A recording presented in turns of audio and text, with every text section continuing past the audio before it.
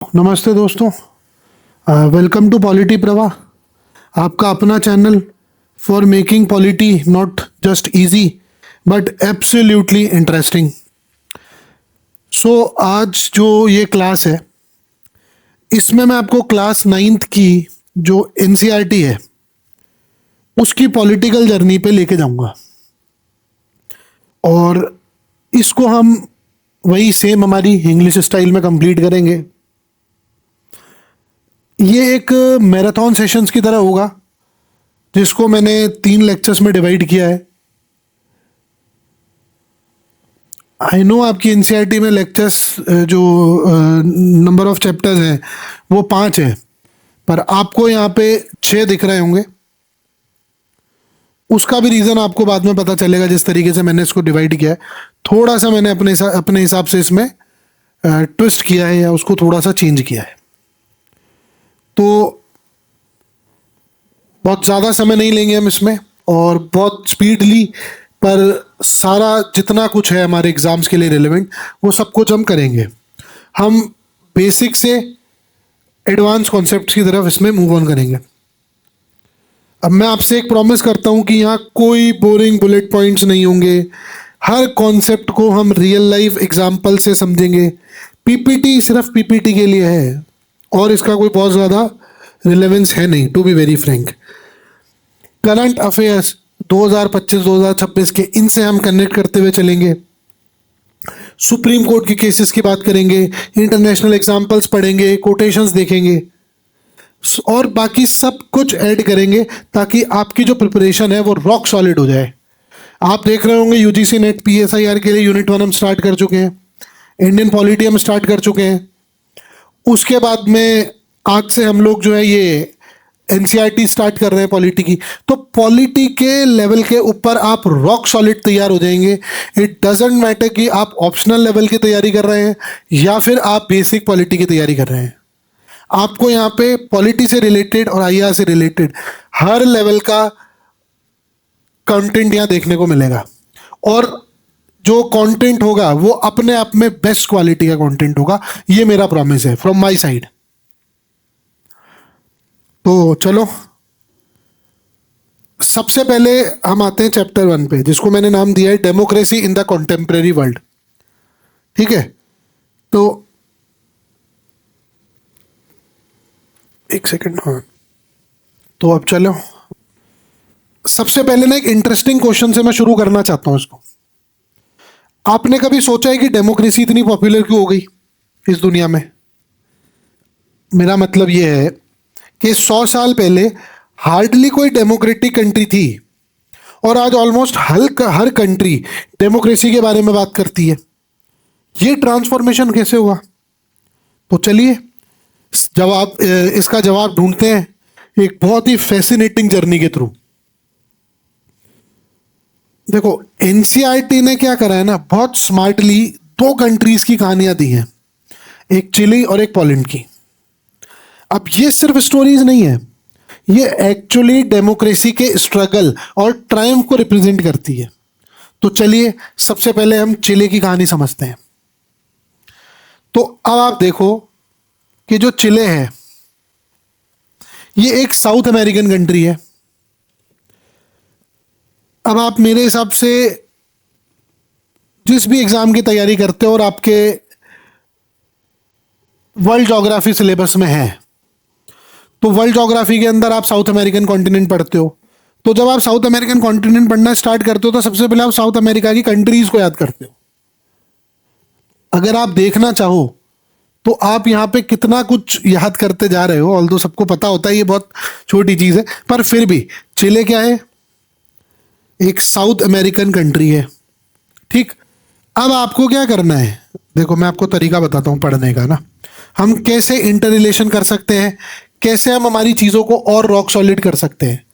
आज आपने पढ़ा कि चिले साउथ अमेरिकन कॉन्टिनेंट में है, तो आज आप जाओ अपना एटलस खोलो, साउथ अमेरिकन कॉन्टिनेंट खोलो, उसमें चिले को देखो, चिले के आसपास की कंट्रीज को देखो, चिले में क्या चीज़ फेमस है क्या नहीं है, ये सारी चीज़ें देखो। और चिले से रिलेटेड जो जो आपको लगता है कि यार आपके एग्जाम में फैक्ट पूछे जा सकते हैं, आप उसको तैयार कर लो।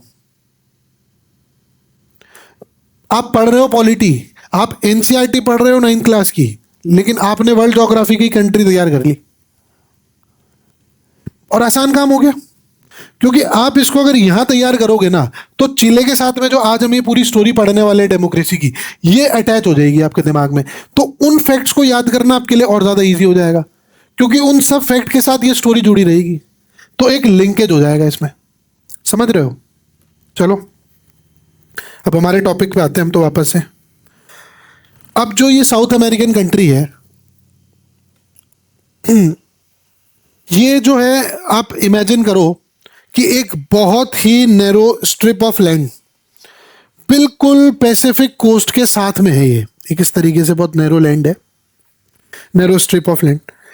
तो एक्चुअली अगर आपको शेप समझनी है ना, तो आप ये सोचो कि आपके इंडिया के मैप में जो केरला है ना,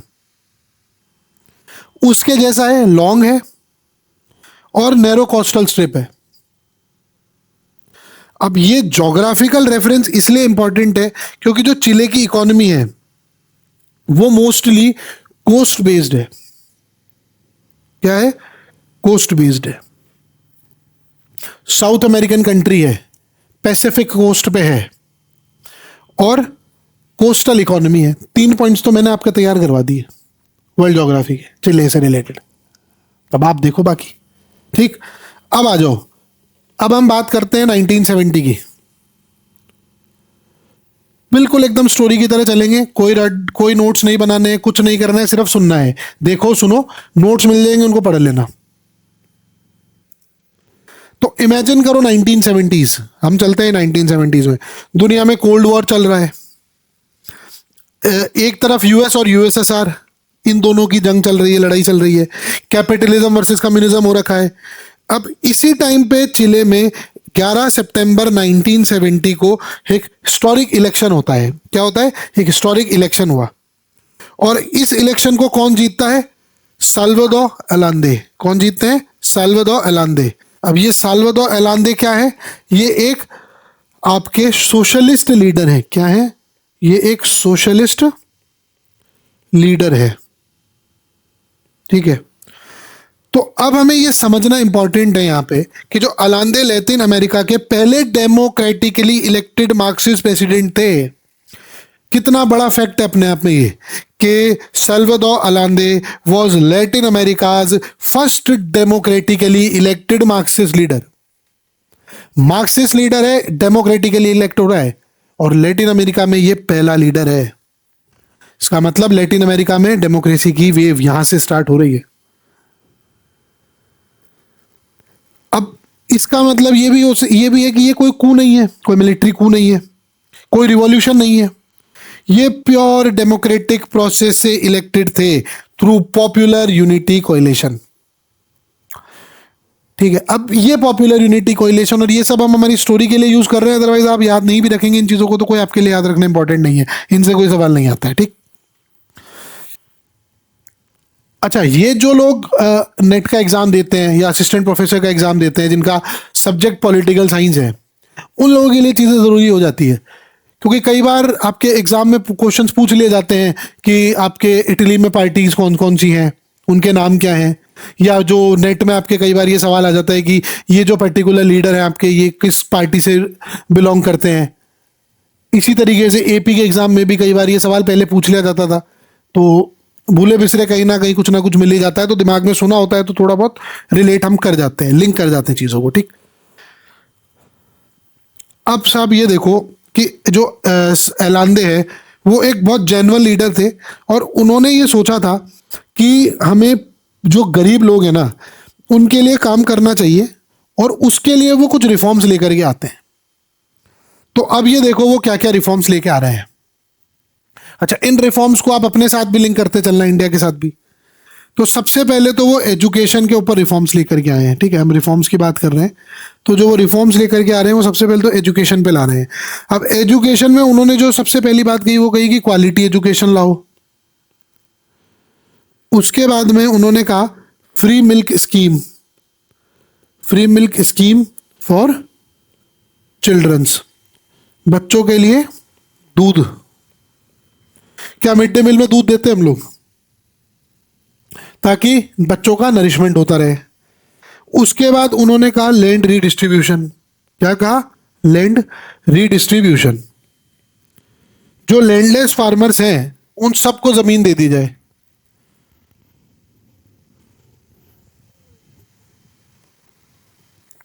अब आप ये देखो, एक और उन्होंने कहा कॉपर जो माइंस हैं, कॉपर माइंस जो हैं, उन कॉपर माइंस का नेशनलाइजेशन किया जाएगा। क्या किया जाएगा? नेशनलाइजेशन किया जाएगा। अब आप ये लिंक करो कि इंडिया के अंदर हमने लैंड रीडिस्ट्रीब्यूशन कब करा, हमने नेशनलाइजेशन की प्रोसेस कब स्टार्ट करी? ऑलमोस्ट सिमिलर टाइम है जब हम ये सब काम कर रहे हैं। तो अब हमें यहां ये समझना पड़ेगा कि जो चिले की इकोनॉमी है वो कॉपर पे डिपेंडेंट थी। क्या थी? कॉपर पे डिपेंडेंट थी। और ये जो माइंस हैं ये मोस्टली अमेरिकन कंपनीज के पास में थी। तो अलांदे जो है वो ये कहते हैं कि जो हमारे रिसोर्सेज हैं उन पे हमारा हक है, फॉरेन कंपनीज हमें नहीं लूट सकती। और उन्होंने माइंस को नेशनलाइज कर दिया। आप ये देखो, इतनी इन चीजों को आप लिंक करते चलो ना। जब आप सबने, मुझे लगता है कि 1992 स्कैम वाली मूवी देखी होगी, जो हर्षद मेहता स्कैम की एक वेब सीरीज है।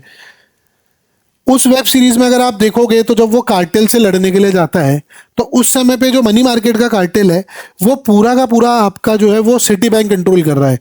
और सिटी बैंक कौन सा बैंक है? एक फॉरेन बैंक है। तो आप ये चीज देखो कि ये जो फॉरेन कंपनीज हैं, फॉरेन बैंक्स हैं, ये किस हद तक और किस समय तक दूसरे देशों के इकोनॉमी को कंट्रोल कर रहे थे। और वो कंट्रोल किसके थ्रू कर रहे थे अगर आप उसमें समझोगे तो आप ये देखोगे कि उसके अंदर एक भी सिंगल व्यक्ति वो नहीं था जो यूएस से रिलेटेड था। कंपनी यूएस की थी, बैंक यूएस का था, पर जितने भी लोग थे उस कार्टेल के साथ वो सारे इंडियंस थे। और वो जब एक इंडियन ही उस कार्टेल को तोड़ना चाह रहा है और इंडियंस ही इंडियंस को खत्म करने की कोशिश कर रहे हैं। दे डू नॉट अंडरस्टैंड कि that in the hands of the US और the foreign powers they are doing nothing but they are destroying the economy of the country. तो जब भी हमारे देश में कोई भी प्रोटेस्ट होता है, कुछ भी होता है, तो एक चीज बैक ऑफ द माइंड हमेशा अपने दिमाग में ये सोचो कि कहीं कोई फॉरेन कंट्री तो नहीं है जो इसके पीछे हो और वो इस कंपनी की जो ग्रोथ, इस कंट्री की जो ग्रोथ है, जो इकोनॉमी है, उसको डीरेल करना चाहते हो।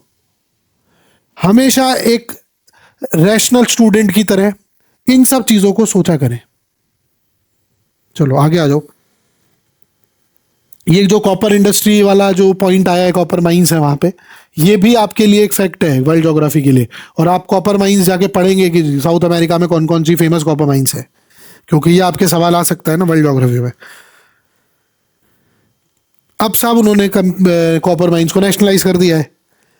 तो अब आज भी ये डिबेट्स चलती है ना, जो अभी हम बात कर रहे थे। जैसे इंडिया में आप ये देखो कि अभी रिसेंटली आपके लिथियम डिपॉजिट जो है वो जम्मू एंड कश्मीर में डिस्कवर हुए। 2024 की न्यूज़ है, बट हमारे लिए तो बहुत रिसेंट ही हुई है।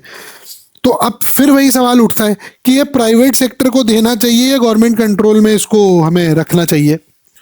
तो अब ये सेम अलांदे वाला डिलेमा है कि रिसोर्सेज का कंट्रोल करेगा कौन, पब्लिक करेगी या प्राइवेट करेगी। अच्छा, मैं फिर आपसे कह रहा हूं, आप एक लाइन और डीप जाओ। अब प्राइवेट में भी अगर आप जा रहे हो तो कौन सा प्राइवेट है? वो प्राइवेट आपका नेशनल प्राइवेट है या फॉरेन प्राइवेट है? अरे अगर आज अंबानी कुछ कंट्रोल कर रहा है तो आपके पास सब कुछ है अंबानी को कंट्रोल करने के लिए। Ambani is there in your country itself यार, वो सब कुछ यहां स्टैब्लिश करके बैठा है। पर अगर बिल गेट्स को कुछ यहां करना है, इलॉन मस्क को कुछ करना है, तो वो सिर्फ अपने आदमी छोड़ के जाएंगे, वो सारे यूएस में बैठे हैं। तो प्राइवेट में भी डिफरेंस है, मैं ये कह रहा हूं। चलो, अब क्या है देखो, नेचुरली जब आप गरीबों के लिए काम करोगे ना तो अमीर लोग तो खुश नहीं होंगे। तो अब साहब इससे कौन कौन नाराज हो रहा है देखो आप अलांदे से। तो सबसे पहले तो लैंडलॉर्ड्स हो रहे हैं। अब लैंडलॉर्ड्स क्यों हो रहे हैं कि साहब लैंड रीडिस्ट्रीब्यूशन कर रहे हो आप। अब जमीन लेके आप गरीब को दे रहे हो तो वो तो नाराज होगा ना यार, मेरी जमीन ले रहे हो तुम। पहले मेरे पास 100 बीघा जमीन थी, आज आपने मेरे पास 10 ही छोड़ दी, तो मैं तो नाराज होऊंगा ना। रिच इंडस्ट्रियलिस्ट बहुत नाराज होंगे, भाई कॉपर माइंस गई आज से। चर्च, अब चर्च क्यों नाराज है साहब?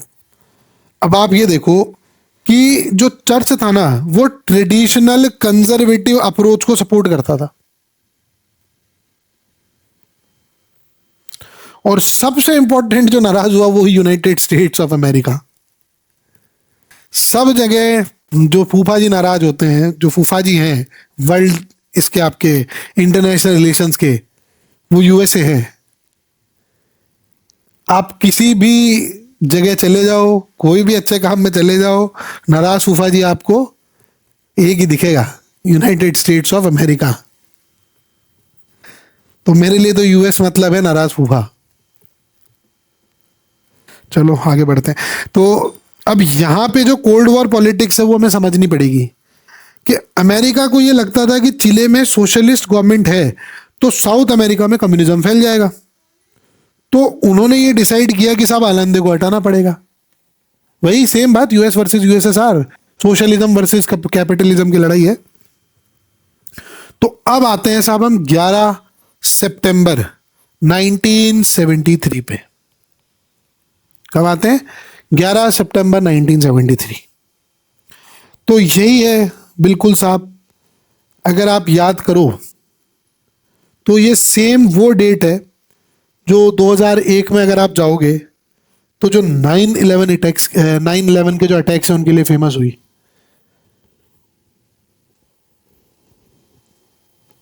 कौन से अटैक्स? 9/11 अटैक्स। बट चिले के लिए जो, यूएस के लिए जो 9/11 था उससे काला दिन चिले के लिए ये 11 सितंबर 1973 था। तो इस दिन क्या होता है, मॉर्निंग में जो वहां की मिलिट्री है वो प्रेसिडेंशियल पैलेस ला मोनेदा को घेरता है। प्रेसिडेंशियल पैलेस का नाम क्या है? ला मोनेदा। अब इस प्रेसिडेंशियल इलेक्शन को घेर के वहां पर होते हैं साहब जनरल अगस्तो पिनेशियो। कौन होता है? जनरल पिनेक्यो। अब जो भी इसका प्रोनाउंसिएशन है, पिनोकियो जो भी है, तो आप sorry for the pronunciation, I don't able to pronounce it correctly.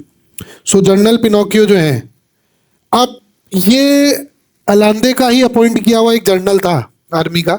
अब इसने बिट्रेल किया अलांदे को, इसने यूएस सीआईए का सपोर्ट लिया, फंडिंग ली, वहां से टैंक्स आए, बॉम्बिंग स्टार्ट हुई।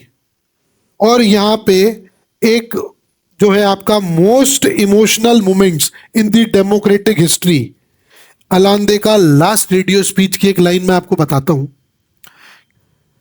आप इमेजिन करो कि वो पैलेस घिरा हुआ है पूरा, बॉम्ब्स गिर रहे हैं, और अलांदे उस समय लोगों से अपने रेडियो पे बात कर रहे हैं, और वो क्या कह रहे हैं लोगों से कि workers of my country, I have faith in Chile and its future, these are my last words and I am certain that my sacrifice will not be in vain.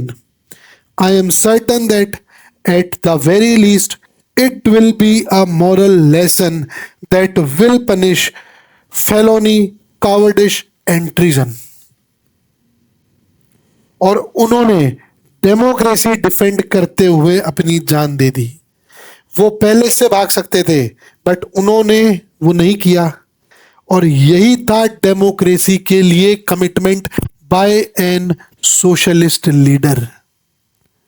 And socialist leader died defending democracy.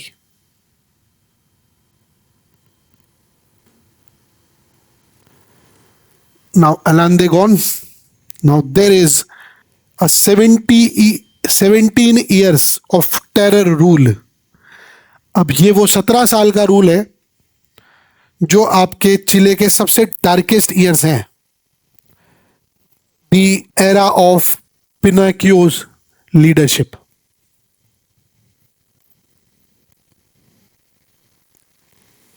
अब साहब इसके बारे में मैं कुछ आपको facts देता हूं कि डिक्टेटरशिप तो रूल था ही, सेंसरशिप थी। इस समय पे ये माना जाता है कि अराउंड 3000 पीपल्स वर किल्ड और डिसअपियर्ड। टॉर्चर सेंटर्स बना दिए गए थे चिले में। डेमोक्रेसी सपोर्टर्स को हंट किया गया था, लिटरली उनको घर घर से ढूंढ के हंट किया गया। और प्रेस की जो फ्रीडम थी उसको कंप्लीटली खत्म कर दिया गया, कंप्लीट सेंसरशिप इंपोज कर दी गई थी। एक एग्जांपल देता हूं मैं आपको। General Alberto बैकले।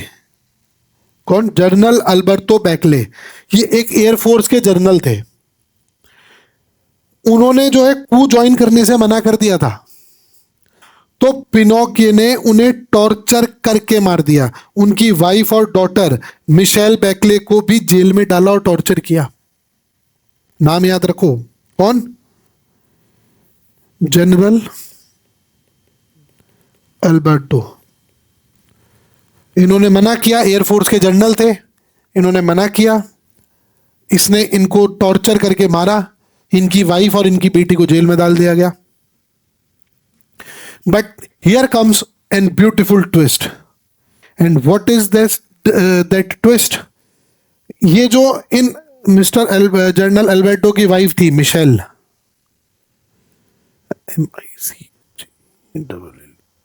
मिशेल, ये जो मिशेल बैकले है, ये जो डिक्टेटरशिप के टॉर्चर कैंप्स में थी ना, वो बाद में चिले की फर्स्ट वुमेन प्रेसिडेंट बनती है in the year 2006 to 2010 and then 2014 to 2018. Twice she became the president of the Chile. And not just that, she also became the UN human rights chief. Michelle Bachelet कौन है? UN human rights की chairman है, chief रही है। चिले की first women president है।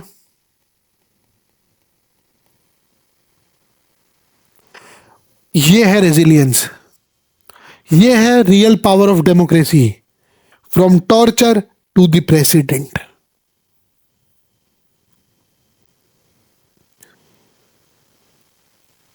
अब देखो क्या होता है। अब आता है 1988। पिनोकियो जो है वो ओवर कॉन्फिडेंट हो गया इस समय तक।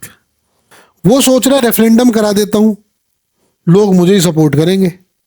पर चिली के जो लोग थे उन्होंने शो कर दिया कि डिक्टेटरशिप नहीं चाहिए, and a massive no vote आया है, और 1990 में democracy has been restored in the चिले।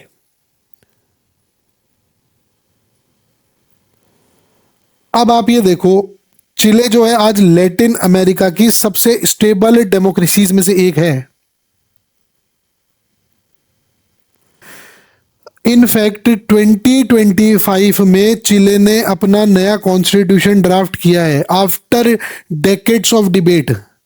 वो पिनोकियो एरा कॉन्स्टिट्यूशन को फाइनली रिप्लेस कर रहे हैं 2025 में, और ये बता रहा है कि democracy is an continuous process.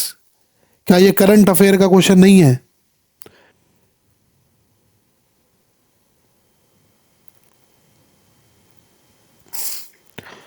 अब देखो, ग्लोबली भी यही पैटर्न देखने को मिल रहा है हमें।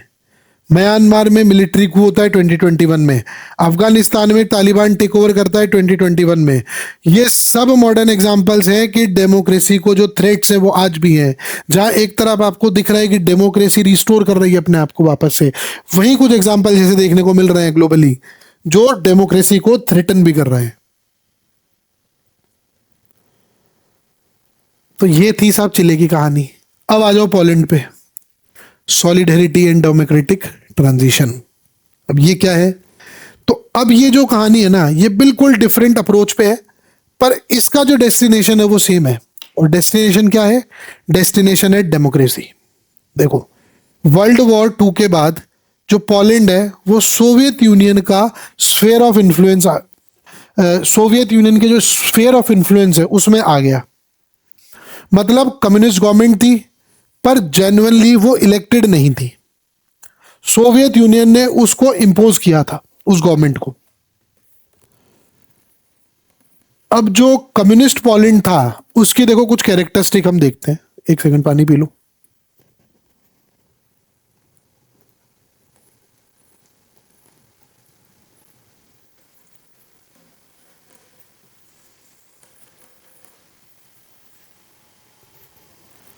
आ जाओ, देखो कम्युनिस्ट पोलैंड की कैरेक्टरिस्टिक्स देखते हैं पहले। तो पहला तो है कि साहब वन पार्टी रूल है, सिर्फ कम्युनिस्ट पार्टी अलाउड है, कोई फ्रीडम ऑफ स्पीच नहीं है, कंप्लीट सेंसरशिप है, प्रेस कंट्रोल्ड है, कोई इंडिपेंडेंट ट्रेड यूनियंस नहीं है, वर्कर्स की कोई आवाज नहीं है।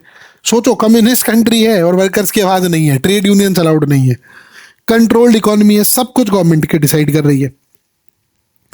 अब 1918 में लेनिन शिपयार्ड है, ये एक जगह है डांक के, डांस्क कुछ ये जगह है।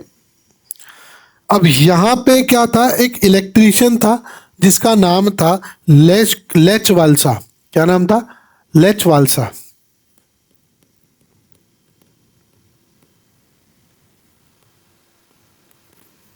ये एक इलेक्ट्रीशियन है शिपयार्ड पे, पर वो एक इलेक्ट्रीशियन नहीं है, वो एक ऑर्गेनाइजर है।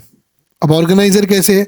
तो देखो, वर्कर्स जो है वो फ्रस्ट्रेटेड थे, लो वेजेस थे, पुअर कंडीशंस थी, कोई राइट्स नहीं थे। तो वाल्सा ये कहता है कि बस अब बहुत हो गया यार, इनफ इज इनफ, अब हमें एक इंडिपेंडेंट ट्रेड यूनियन बनाना पड़ेगा।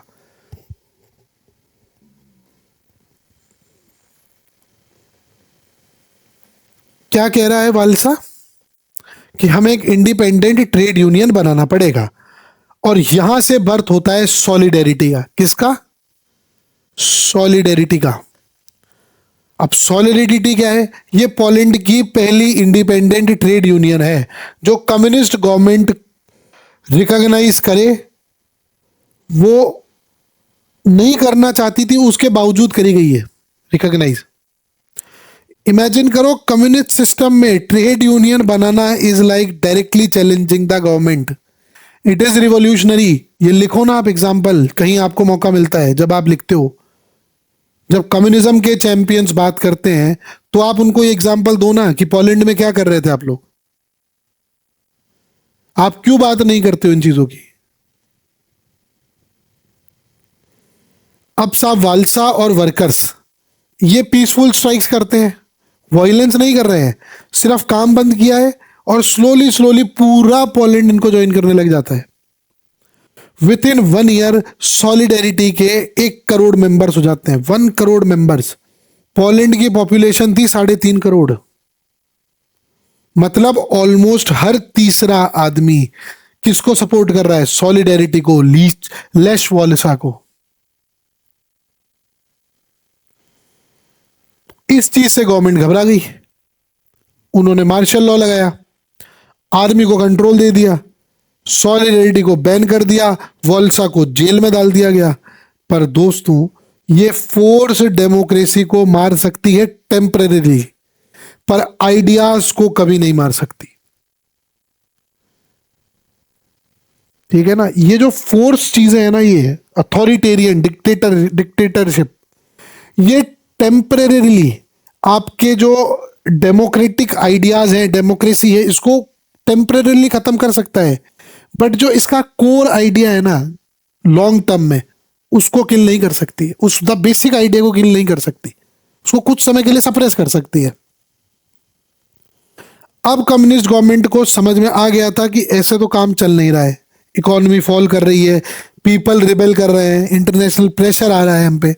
तो उन्होंने क्या किया कि गवर्नमेंट ने सॉलिडेरिटी के साथ नेगोशिएट करना शुरू किया। आफ्टर 1988, 1981 में मार्शल लॉ लाए, 1988 तक उनको ये चीज़ समझ में आ गई, और 1988 में 89 में वो आपके सॉलिडेरिटी के साथ नेगोशिएट करना स्टार्ट करते हैं। अब इमेजिन करो आप, द सेम मूवमेंट जिन्हें उन्होंने बैन किया, आज उनसे बात कर रहे हैं। 1989 में हिस्टोरिकल इलेक्शन होता है। अप्रैल 1989 में एक एग्रीमेंट होता है कि इलेक्शन होगा, पार्शियली फ्री होगा, लेकिन एक सेजम होगा जिसको लोअर हाउस बोलेंगे। क्या बोलेंगे? सेजम है जो लोअर हाउस है, जो आपकी लोकसभा है। एक सेनेट है जो अपर हाउस है, आपका राज्यसभा।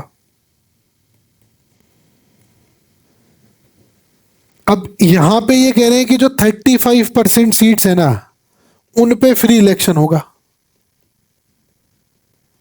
और बाकी जो बच गई 65% उस पे नॉमिनेटेड। और जो अपर हाउस है, इस पे तो कंप्लीट फ्री इलेक्शन होगा, 100% सीटों पे फ्री इलेक्शंस होंगे। अब आता है सितंबर 1989। यहां पे Poland got its first non communist prime minister in over 40 years. 40 साल के बाद यहां पे पोलैंड को अपना पहला नॉन कम्युनिस्ट प्राइम मिनिस्टर देखने को मिलता है। अब देखो आप, पोलैंड की जो ये सक्सेस है ना, इसने पूरे ईस्टर्न यूरोप को इंस्पायर किया है। डोमिनो इफेक्ट जिसे हम बोलते हैं ना, and this is the fall of communism I can say. November 1989 Berlin wall गिर गई। डेट्स लिखते जाओ, ये फैक्चुअल चीजें हैं, इनको याद रखना। नवंबर 1989 में बर्लिन वॉल ढा दी गई है। उसके बाद दिसंबर 1989 में क्या होता है? दिसंबर 1989 में जो चेकोस्लोवाकिया है, चेकोस्लोवाकिया, यहां पे आपके वेलवेट रिवॉल्यूशन हो रहा है। एक और नया टर्म दे रहा हूं, चेकोस्लोवाकिया एंड वेलवेट रिवॉल्यूशन। पढ़ना है इसको, ये क्या है याद रखना इन चीजों को। एग्जाम्पल्स हैं ये आपके ऐसे वगैरह के लिए, जहां आपके ऐसे का काम आता है। 1990 के अंदर ईस्ट और वेस्ट जर्मनी यूनाइट हो रहे हैं।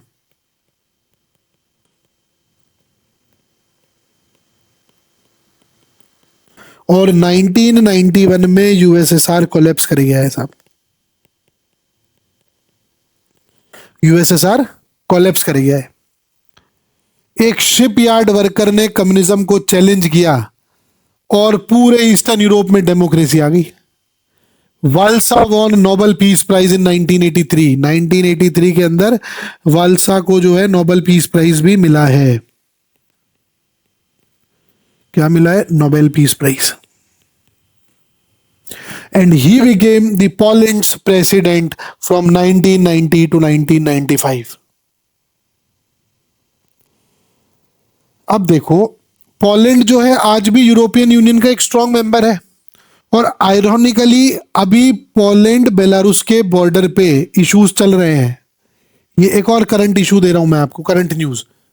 पोलैंड बेलारूस बॉर्डर के ऊपर इश्यूज चल रहे हैं। बेलारूस अभी भी डिक्टेटोरियल है। एक लुकाशेनो करके लीडर है, उसके डिक्टेटरशिप में है अभी बेलारूस। ये जो कॉन्ट्रास्ट है ना, ये दिखाता है कि डेमोक्रेसी वर्सेस अथॉरिटेरियनिज्म की फाइट आज भी रिलेवेंट है। Poland and Belarus share border. Poland is in democracy, Poland fight for democracy way back in 1990 1980s, but you have seen a country at the border of the Poland, which is Belarus, where a dictator named Lukashenko is dictating, is ruling. अब एक देखो आप, Ukraine Russia war जो हुई 2020 से अभी भी चल रही है, वो रशिया यूक्रेन की वॉर खत्म नहीं हुई है, बट 2022 में स्टार्ट हुई है। उसमें पोलैंड ने यूक्रेन को मैसिव सपोर्ट दिया है। और ये इसलिए है क्योंकि पोलैंड खुद डिक्टेटरशिप से निकला है और वो अंडरस्टैंड करता है फ्रीडम की value. I am giving you a point of thinking जो करंट इश्यूज चल रहे हैं उनके ऊपर भी, कि why Poland is supporting Ukraine in Russia Ukraine crisis, because Poland understand the value of freedom.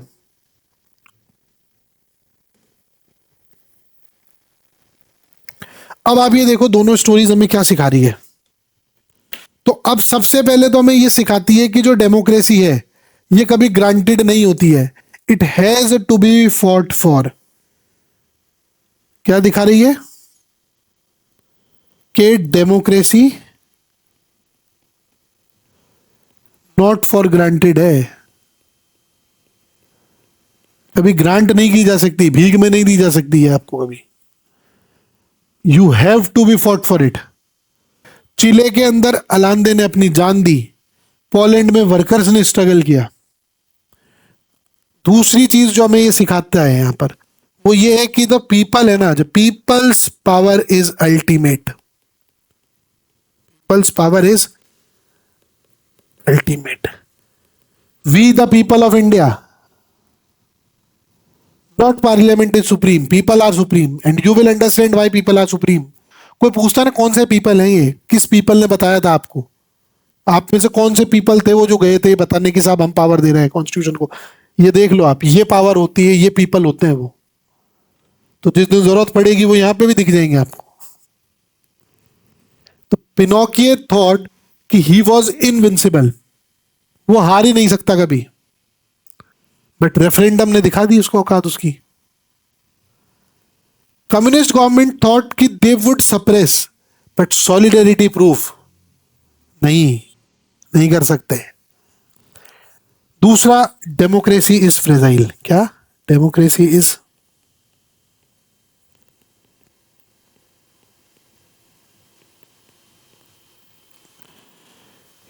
Protect करना पड़ता है इसको, आपको बहुत फ्रेजाइल चीज है, इसको प्रोटेक्ट करना पड़ता है आपको time to time. US interference Chile में, सोवियत कंट्रोल कर रहा है पोलैंड में, और आज भी अगर आप देखोगे तो एक्सटर्नल थ्रेट्स है कि नहीं कंट्रीज को। अभी ईरान का जो वॉर हो रहा है वो और क्या है, यूएस क्या कर रहा है ईरान में, और अभी वो वेनेजुएला के प्रेसिडेंट को पकड़ के लाए थे और क्या कर रहे थे, ये फ्रेजाइल डेमोक्रेसी की तो ऐसी तेजी कर रहे हैं लोग। International solidarity matters, sorry for my words but international solidarity matters, ये डेमोक्रेसी की एक और की टेक अवे है। International solidarity matters. पोलैंड की जो फाइट थी उसने ईस्टर्न यूरोप को इंस्पायर किया है। चिले की डेमोक्रेसी रिस्टोरेशन ने रीजन को होप दी है कि भाई यार तुम भी डेमोक्रेसी ला सकते हो ना।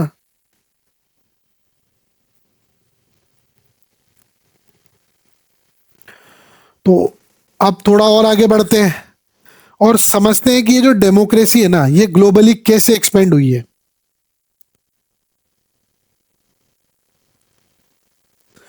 अब इसको कैसे देखेंगे हम, तो हम इसको ऐसे देखेंगे कि जो डेमोक्रेसी है ना उसका ग्लोबल एक्सपेंशन एक्चुअली में हो कैसे रहा है, और इसके अंदर हम ये देखेंगे ग्लोबल एक्सपेंशन में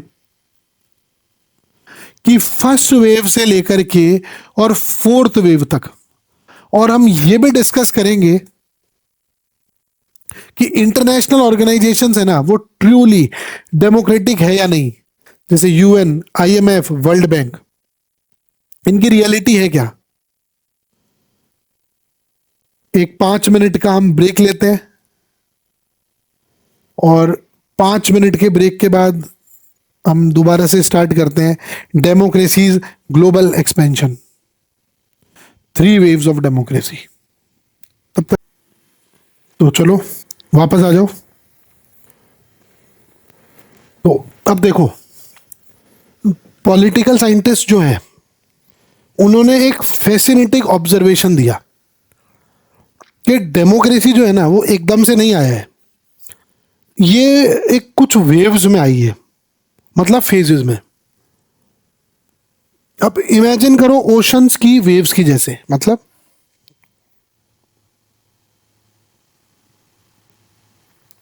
ट्रफ क्रस्ट। अब एक वेव आती है, थोड़ी रिसीड होती है, फिर दूसरी वेव्स आती है और ज्यादा आगे जाती है। मतलब एक आई,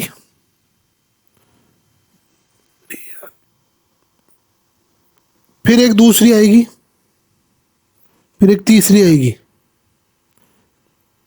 आगे बढ़ती जा रही है इस तरीके से।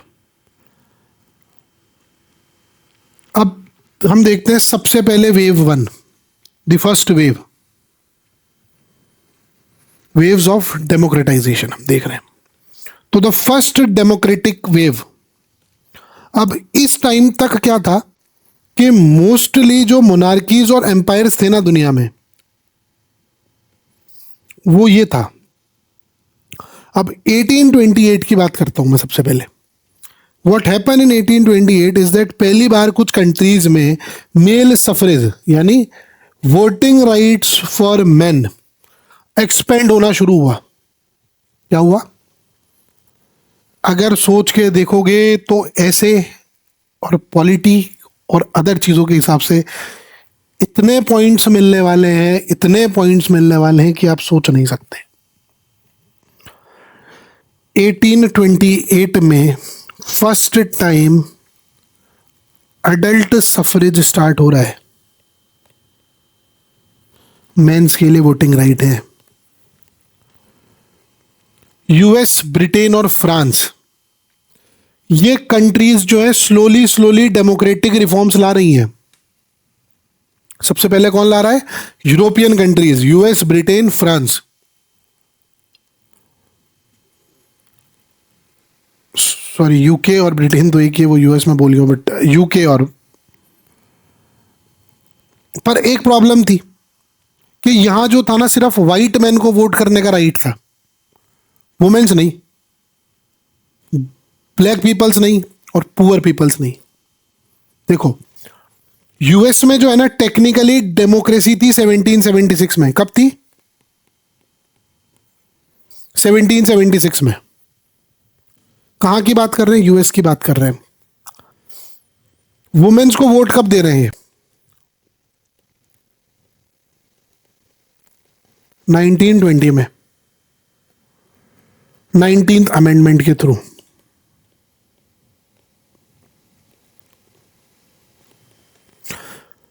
अफ्रीकन अमेरिकन को वोट मिलने कब स्टार्ट हुए यूएस में? इसको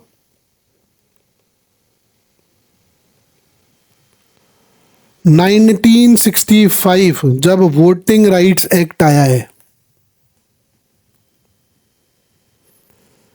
ऑलमोस्ट 200 साल बाद आजादी के। अब एक रिवर्स वेव आती है 1926 से 1942 के बीच में। अब इसमें क्या होता है? वर्ल्ड वॉर वन और ग्रेट डिप्रेशन, 1929 का ग्रेट डिप्रेशन और 1918-1999 world war first. Economic crisis ने डिक्टेटरशिप्स को वापस से राइज दिया। देखो, मुसोलिनी आ रहा है इटली में, हिटलर आ रहा है जर्मनी में, जापान, स्पेन, इनके अंदर मिलिट्री डिक्टेटरशिप आ रही है। तो डेमोक्रेसी जो है ना, वो एक स्टेप बैक गई है। तो ये बताता है कि इकोनॉमिक इनस्टेबिलिटी डेमोक्रेसी के लिए थ्रेट है। Economic instability is a threat to democracy।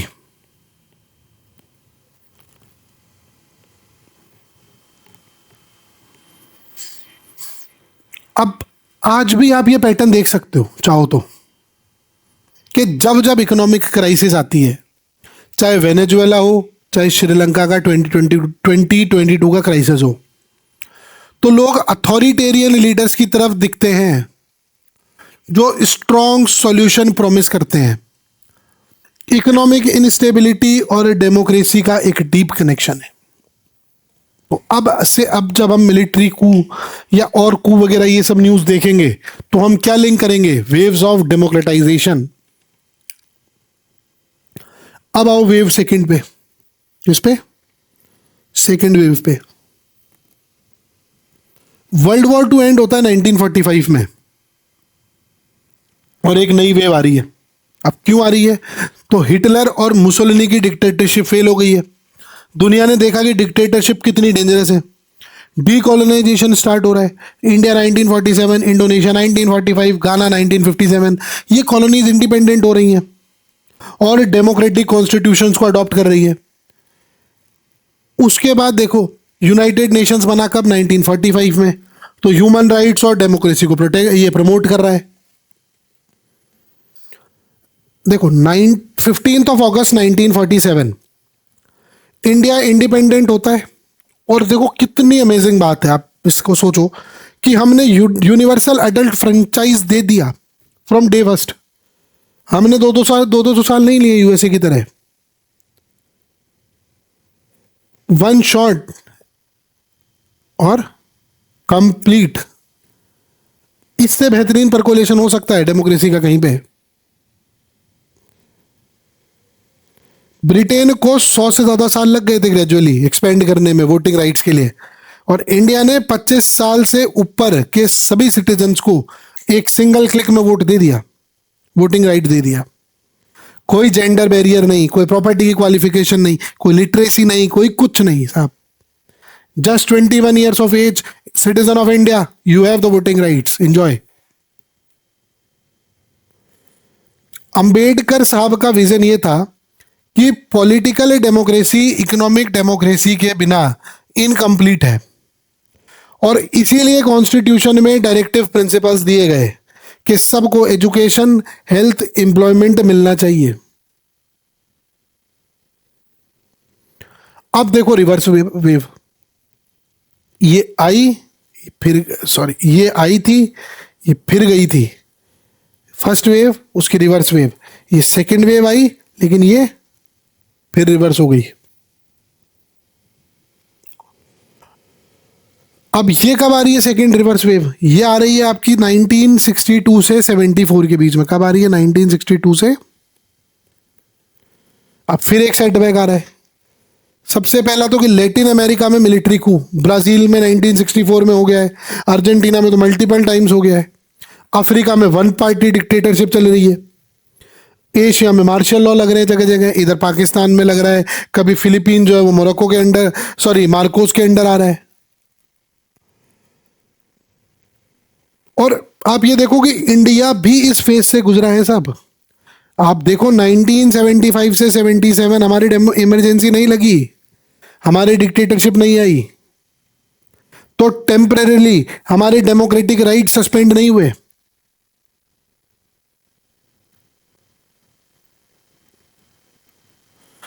अब आओ wave third, the longest democratic wave जिसको हम कहते हैं, 1974 से चालू हुई है और अभी तक चल रही है थर्ड वेव। अब 1974 में देखो उसके बाद क्या हो रहा है, तो सबसे पहले तो पुर्तगाल के अंदर कार्नेशन रिवॉल्यूशन हो रहा है। वहां पर जो मिलिट्री डिक्टेटरशिप थी उसको पीसफुली एंड कर दिया गया 1974 में। 1975 के अंदर स्पेन में फ्रैंको की डेथ हो गई है और फिर से डेमोक्रेसी रिस्टोर करने की बात चल रही है। लैटिन अमेरिका में ट्रांजिशनल चेंजेस देखने को मिल रहा है 1980 से, पहले अर्जेंटीना, फिर चिले में, फिर ब्राजील में। ईस्टर्न यूरोप तो कोलैप्स ही कर गया है, Poland, Hungary, east Germany, Soviet union, ये हमने देखा अभी पोलैंड की स्टोरी में।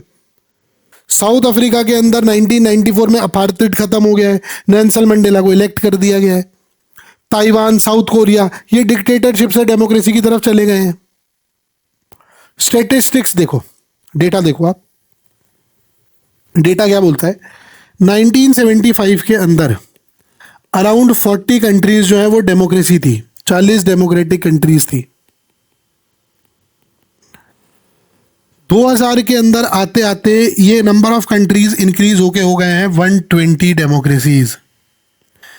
पर एक चीज और देखो, 2025 के अंदर फ्रीडम हाउस करके एक संस्था है, उस फ्रीडम हाउस का ये डेटा है और वो ये बोलता है कि 2025 में 95 कंट्रीज ही फ्री कंट्रीज हैं साहब। तो क्या फिर से रिवर्स वेव आने वाली है?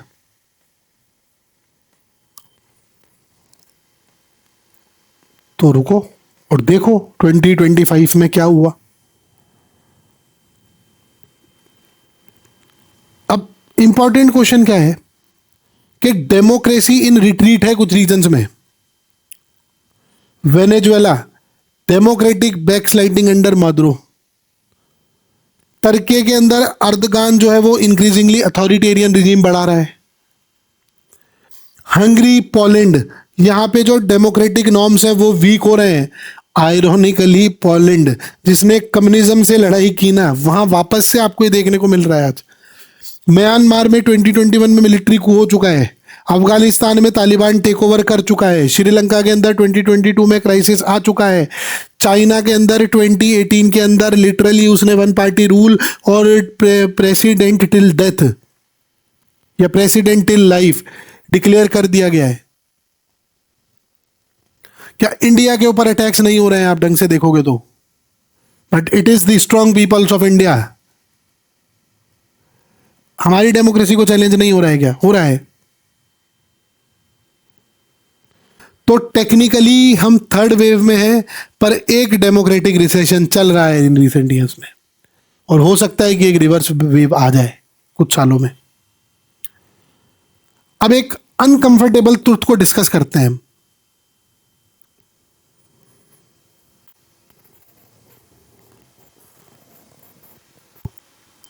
कि जो कंट्रीज है ना, उनके अंदर जो डेमोक्रेसीज आ रही हैं, तो क्या इंटरनेशनल लेवल पे भी डेमोक्रेसी है क्या?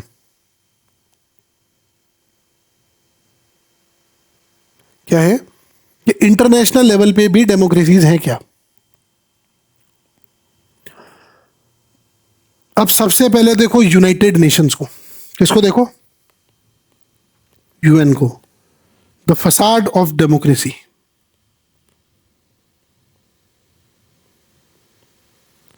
कभी आपको सुनना हो ना यूएन क्या है, तो एस जयशंकर को सुनो आप, आर फॉरेन मिनिस्टर। तो यूएन जो है वो 1945 में बना, to maintain peace and promote democracy. ठीक, अब इसके स्ट्रक्चर देखो आप। इसके अंदर एक जनरल असेंबली है जिसके अंदर 193 मेंबर कंट्रीज हैं, और सबको एक वोट का अधिकार है। One vote one country, one country one vote का राइट है। अब ये डेमोक्रेटिक है, पर पावर है कि इनके पास? रिजोल्यूशन इन नॉन बाइंडिंग होते हैं इनके मोस्टली। तो फिर आओ सिक्योरिटी काउंसिल पे, 5 तो परमानेंट मेंबर है, यूएस, रशिया, चाइना, यूके और फ्रांस। 10 नॉन परमानेंट मेंबर्स हैं, हर 2 साल के रोटेशन पे बनते हैं। अब वीटो पावर किसको है? सब P5 को है। तो बेसिकली यूएन के किसी भी रिजोल्यूशन को स्टॉप कौन कर सकता है? इन 5 में से कोई भी एक कंट्री वीटो कर सकती। तो एक्चुअली में राइट किसके पास है? इन 5 कंट्रीज के पास है। सीरिया क्राइसिस था 2011, अभी भी चली रहा है सीरिया का तो क्राइसिस। तो रशिया और चाइना ने क्या किया कि मल्टीपल टाइम सीरिया के खिलाफ रिजोल्यूशंस को वीटो कर दिया। लाखों लोग मारे गए, ह्यूमैनिटेरियन क्राइसिस हुई, पर यूएन कुछ कर पाया? कुछ नहीं कर पाया। अब क्यों नहीं कर पाया? क्योंकि परमानेंट मेंबर्स के इंटरेस्ट थे। एक तरफ यूएस लड़ रहा है, एक तरफ यूएसएसआर लड़ रहा है। सीधी बात तो ये है। यूक्रेन वॉर देखो, रशिया ने यूक्रेन पे अटैक कर दिया। अब यूएन जनरल असेंबली ने कंडेम किया। 144 कंट्रीज वोटेड यस के Russia did wrong, Russia invaded Ukraine. पर सिक्योरिटी काउंसिल में रशिया ने इसको वीटो कर दिया। मैं अपने खिलाफ एक्शन थोड़ी लेगा।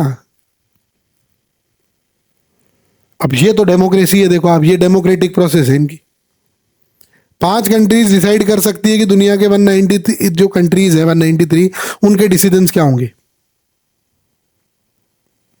अच्छा, अब ये P5 सिस्टम क्या है? तो 1945 का ना ये फ्रेमवर्क है। वर्ल्ड वॉर 2 विनर्स को जो है परमानेंट सीट्स मिली। पर अब 80 साल के बाद जापान, जर्मनी, इंडिया, क्या ये मेजर इकोनॉमीज नहीं है? क्या साउथ अफ्रीका मेजर इकोनॉमी नहीं है? पर परमानेंट मेंबर्स नहीं है। अफ्रीका का तो एक भी देश परमानेंट मेंबर नहीं है। सोचो आप, उस कॉन्टिनेंट के अंदर 54 देश हैं, 54 countries are there, but not a single country is तो P5 मेंबर। 54 कंट्रीज का फेट वो 5 दूसरी बैठी हुई कंट्रीज डिसाइड करती है। लैटिन अमेरिका की एक भी कंट्री नहीं है। अब इंडिया देखो कॉन्स्टेंटली ये डिमांड कर रहा है कि जो यूएनएससी रिफॉर्म्स है वो करे जाएं। G4 नेशंस परमानेंट सीट मांग रहे हैं। इंडिया ने एक G4 ग्रुपिंग बनाई है, उसके अंदर आपके 4 मेंबर्स हैं, इंडिया, जापान, ब्राजील और जर्मनी। G4 उसमें कौन कौन है? इंडिया, जापान, जर्मनी और ब्राजील। अफ्रीकन यूनियन जो है ना, वो ये कह रही है कि एटलीस्ट 2 परमानेंट अफ्रीकन नेशंस को आप जो है अपॉइंट करो इसके अंदर। पर P5 रिफॉर्म्स नहीं चाहते हैं भाई, उनकी पावर कम हो जाएगी ना अल्टीमेटली। इंडिया ने रिसेंटली G20 का प्रेसिडेंट बना, इंडिया भी 2023 के अंदर, and we successfully got African Union a permanent status of G20 member. This shows our commitment to global south representation.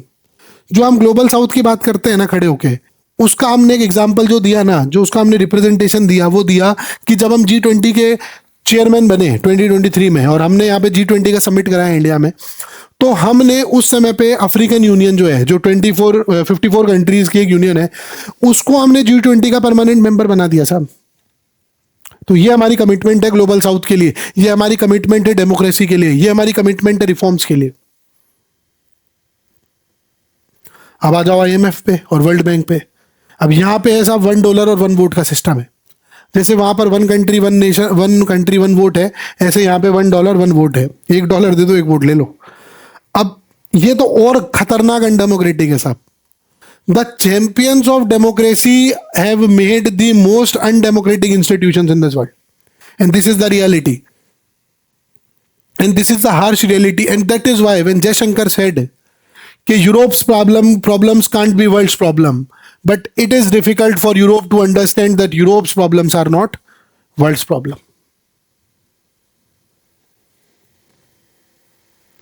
IMF की बात करते हैं सबसे पहले। कंट्रीज को फाइनेंशियल क्राइसिस में हेल्प करने का काम था इनका, पर रियलिटी क्या है कि जो वोटिंग पावर है ना, वो इकोनॉमिक कंट्रीब्यूशन से डिसाइड होती है। अब 2025 के हिसाब से अगर मैं बात करूं ना वोटिंग शेयर्स की, तो इस समय पे यूएस के पास, अकेले यूएस के पास 17% शेयर्स है वोटिंग के। और साहब IMF का बड़ा खतरनाक रूल है।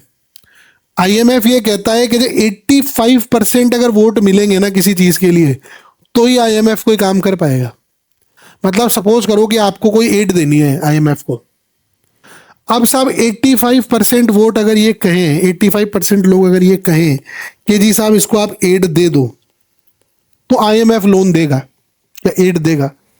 और अकेला US 17% लेके बैठा है। अब बिना US के ले आओ 85% कहां से लाओगे? तो US राजी तो एड मिलेगी। तो वही फूफा जी वाली बात है।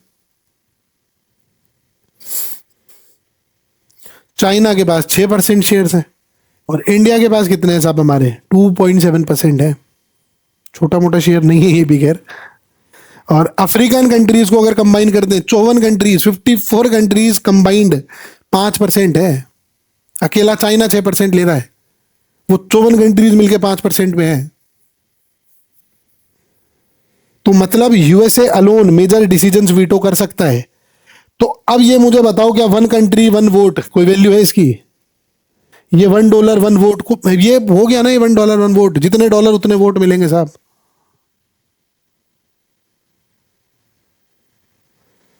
वर्ल्ड बैंक का भी सेम सा स्ट्रक्चर है। प्रेसिडेंट हमेशा अमेरिकन होगा, ये इनफॉर्मल एग्रीमेंट है WT इसका, वर्ल्ड बैंक का। तो IMF हेड जो है हमेशा यूरोपियन होगा। प्रेसिडेंट अमेरिकन होगा, IMF का हेड हमेशा यूरोपियन होगा, और यूजुअली फ्रेंच होगा। कभी देखना आप 2012-13 में एक एक्सेप्शन आया जब क्रिस्टीन लगार्ड जो फ्रेंच के थे, आफ्टर डोमिनिक स्ट्रॉस कान स्कैंडल।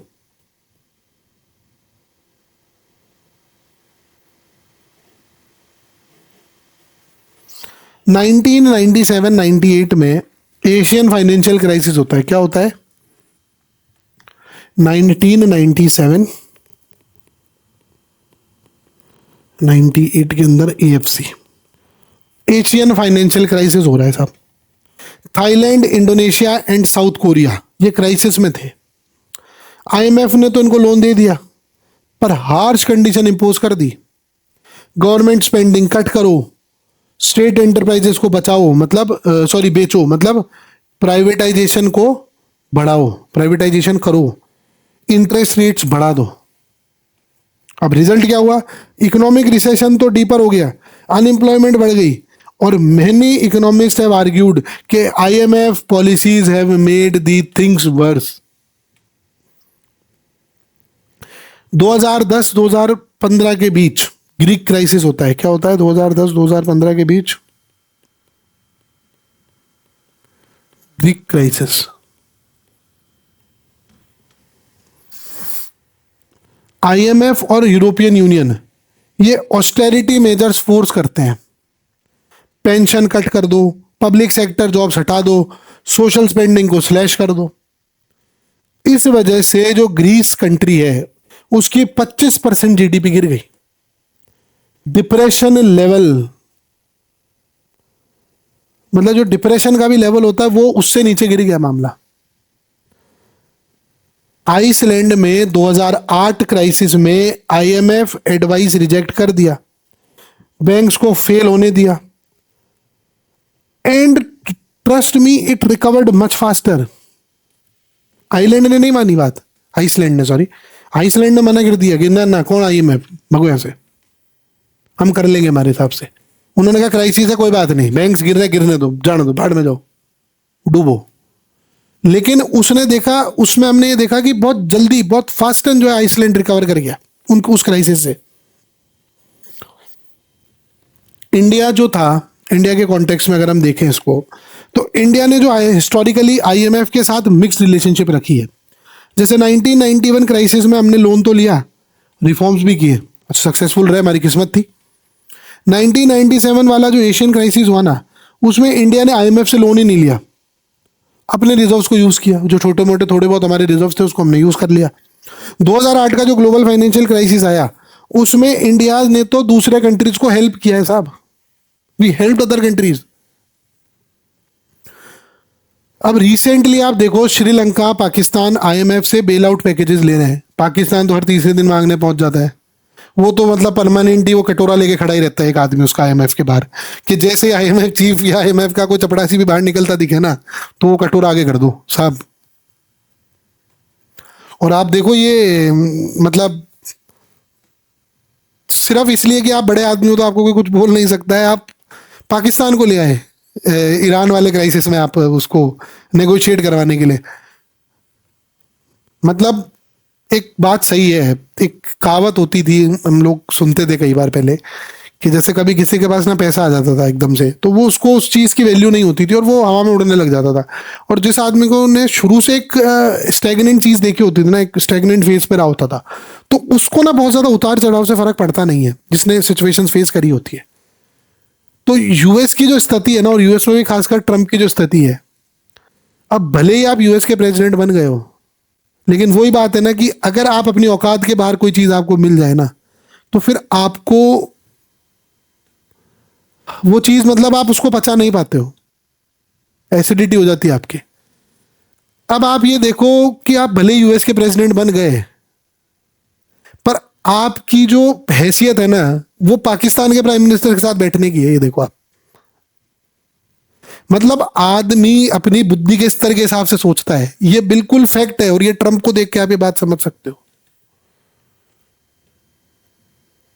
मतलब जिस आदमी का फोन, ये हम तो एक छोटी मोटी सी इकोनॉमी है साहब, 4 साढ़े 4 5 ट्रिलियन डॉलर की, हमारा प्राइम मिनिस्टर मुंह नहीं लगाता उसको।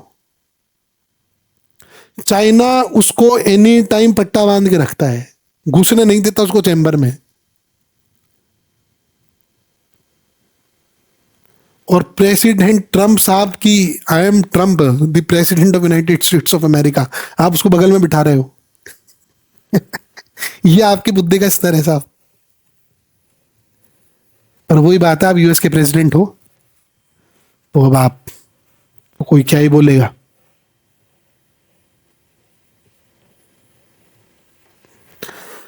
चलो आगे बढ़ते हैं।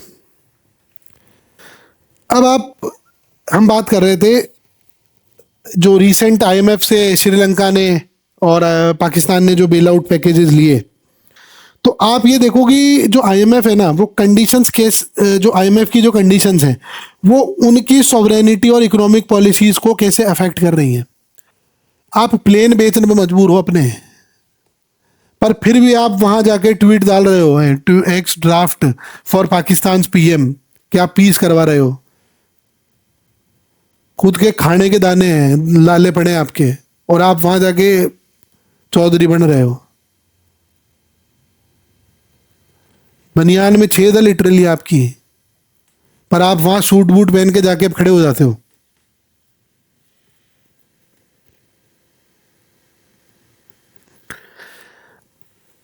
अब देखो एक एग्जांपल लो इराक वॉर का।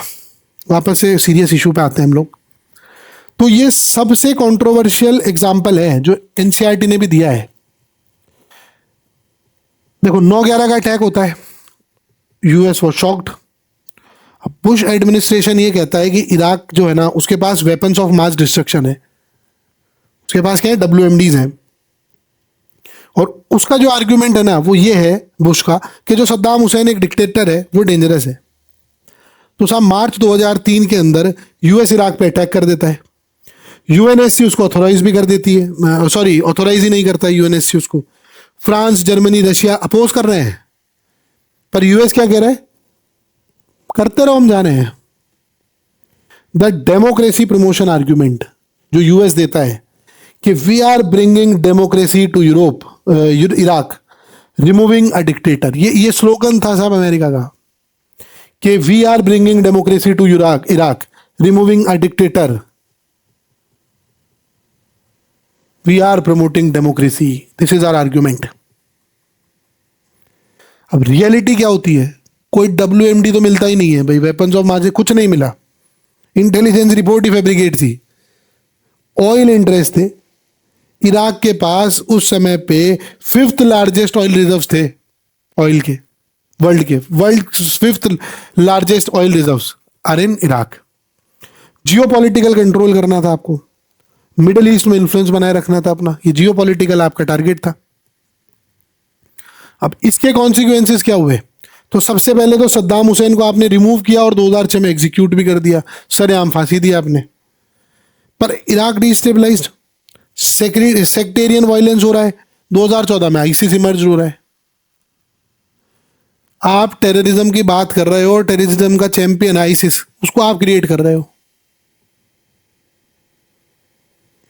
Lakhs of civilians died, trillions of dollars waste कर दिया आपने। तो अगर डेमोक्रेसी आपको प्रमोट करनी थी, मैं हिपोक्रेसी की बात करूं देखो, तो सऊदी अरेबिया है, वहां पर मोनार्की नहीं है, वो सॉरी मोनार्की है, कोई इलेक्शंस नहीं होते हैं, तो क्यों इन्वेड नहीं कर रहे भाई। नॉर्थ कोरिया में वो डिक्टेटर बैठा है, ह्यूमन राइट का वायलेशन भी हो रहा होगा, प्रेस पे पूरी सेंसरशिप है, जाओ करो इन्वेड देके एक बार उसको। सारी दुनिया छेड़ ली अभी आपने, पर उस किम जोंग को नहीं छेड़ पाए आप, छेड़ लो जाके देखे। तो इसका जवाब सिर्फ एक है कि ऑयल और स्ट्रेटेजिक इंटरेस्ट ही नहीं है ना साहब आपके वहां पे। इंडिया ने इराक वॉर को सपोर्ट नहीं किया था, एक्चुअली जो हमारी नॉन अलाइंड पॉलिसी है ना, it help us to avoid this mess. और इंटरेस्टिंगली एक बात मैं आपको बताऊं, Narmada Bachao Andolan versus Union of India case 2000 के अंदर, कौन सा case, Narmada Bachao Andolan versus Union of India 2000 का जो केस था, इसमें सुप्रीम कोर्ट ये डिस्कस कर रहा है कि इंटरनेशनल प्रेशर के बावजूद sovereignty matters and we will took our decisions on our own. ये उस समय पे बहुत ये निकले थे ना नर्मदा बचाओ वाले, ये मेधा पाटकर और ये सब, आप कभी देखते हो कि ये जो सिविल सोसाइटी के लोग हैं ना, ये जो बड़े बड़े फेमिनिस्ट हैं, बड़े बड़े लेफ्टिस्ट जो हैं, ये इंटेलेक्चुअल्स जो आते हैं बार बार से, आप कभी इनकी हिस्ट्री देखना यार कि ये कहां से सपोर्ट लेकर के आते हैं और ये क्या करते हैं।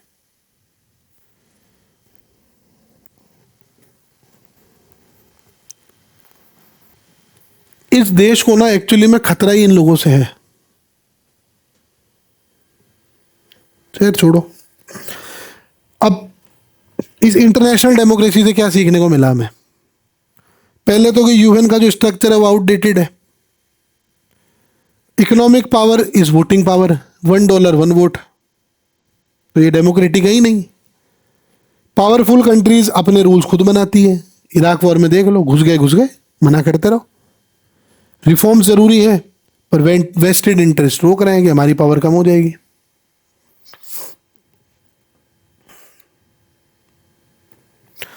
तो अब साहब इस पूरे चैप्टर का कंक्लूजन ये निकला है कि डेमोक्रेसी ऑब्वियसली एक्सपेंड हुई है कंट्रीज के अंदर, पर इंटरनेशनल लेवल पर अभी भी बहुत ज्यादा काम बाकी है। जिसका काम डेमोक्रेसी स्प्रेड करना था, वो आज तक खुद डेमोक्रेटिक नहीं हो पाया। इस पूरे सिस्टम, इस पूरे इसका कंक्लूजन ये है। Now it is up to you कि आप इंटरनेशनल रिलेशंस के अंदर और चीजों के अंदर आप इस लेक्चर को कैसे काम में लेते हो। अब देखो, आते हैं हम मेन चैप्टर पे, और यहां हम एक्चुअली में डिफाइन करेंगे कि जो डेमोक्रेसी है ना, वो एक्चुअली है क्या, और इसका कोई बेटर अल्टरनेटिव है भी क्या। भाई जो भी है इसका अल्टरनेट तो देखो, कुछ है क्या, अगर हो तो देखो। तो एनसीईआरटी ने ना बहुत स्मार्ट अप्रोच फॉलो किया है इसके अंदर। उन्होंने सीधा सीधा डेफिनेशन देने के बजाय ना 4 कंट्रीज के एग्जाम्पल दिए हैं आपको, और हमसे ये पूछा है कि आप बता दो कौन डेमोक्रेटिक है। अब साहब ये अप्रोच ऐसी क्यों ली? क्योंकि डेफिनेशन रट लेना तो इजी है, पर अप्लाई करना मुश्किल है। तो चलिए एक एक कंट्री को एक केस स्टडी की तरह देखते हैं। और कंसेप्ट जो हम यहां कर रहे हैं ना पॉलिटी प्रवाह पे, उसका अब जो अप्रोच है वो भी यही है कि रट्टा वट्टा नहीं लगाना है साहब, समझो बात को, समझो चीजों को। एनसीईआरटी क्लास 9th से समझा रही है, पर मुझे नहीं पता क्योंकि जो बच्चे इवन आरएएस की तैयारी करते हैं, जो आरपीएससी लेवल के एग्जाम्स की तैयारी करते हैं, इवन मैंने देखा है असिस्टेंट प्रोफेसर की जो तैयारी करते हैं, यूजीसी नेट की जो एग्जाम, अच्छा बच्चों की भी गलती नहीं है, पेपर ही रटने वाले आ रहे हैं। आप रटते जाओ रटते जाओ रटते जाओ। दिस इज नॉट यार, कि ये कोई आपका एजुकेशन सिस्टम है क्या? अंडरस्टैंडिंग तो कहीं हम डेवलप करना ही नहीं चाह रहे हैं, सिर्फ रटना चाह रहे हैं। तुम्हें कितनी किताब याद है, तुम्हें कितने कोट्स याद हैं, तुम्हें कितने आर्टिकल याद है। अरे क्या करोगे उनको याद करके? किताब में लिखा है ना, पढ़ लेना।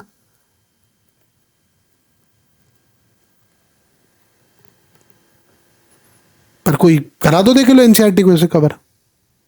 भाई एनसीईआरटी के अंदर से आपने ये 4 पॉइंट निकाल के लिया, ये डेफिनेशन लिया है कि democracy is a form of government in which the rulers are elected by the people. ये 4 लाइनें लिख दी, free free and fair election, universal adult franchise, rule of law, respect for right. ये डेमोक्रेसी है साहब, ये लो। फिर क्या करोगे इससे? क्या होगा इससे? रट लो इसको बैठ के, इसको पढ़ा दो बैठ के, क्या होगा इससे? कुछ नहीं होगा। चैप्टर मतलब आप कहां से कहां पहुंचे हो? आप चिले पोलैंड को देखते हुए आए हो, आप सुप्रीम कोर्ट नर्मदा बचाओ आंदोलन पढ़ रहे हो एनसीईआरटी के अंदर। मेरे से पढ़ लो कहीं और जाके, एनसीईआरटी में आपको मिल जाए तो। अगर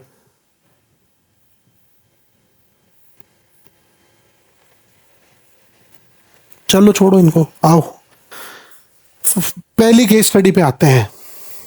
वर्ल्ड सुपर पावर, मतलब इस दुनिया की सबसे स्ट्रॉन्गेस्ट कंट्री है ये। 100 ऑफ ट्रिलियंस ऑफ डॉलर्स का इनका फॉरेक्स रिजर्व है। और मतलब यूएस रशिया चाइना और इन सब के प्रेसिडेंट्स को तो ये जेब में लेके घूमते हैं।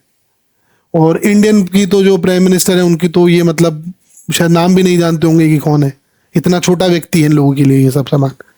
तो सारी दुनिया की फेवरेट कंट्री पाकिस्तान की हम बात करते हैं, दिखा की डेमोक्रेसी जिसको मैं बोलता हूँ। अक्टूबर 1999 की बात है।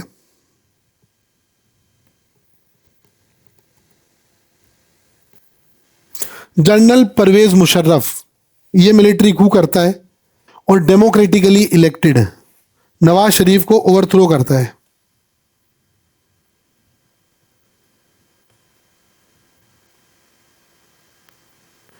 क्या करता है? नवाज शरीफ को ओवरथ्रो करता है।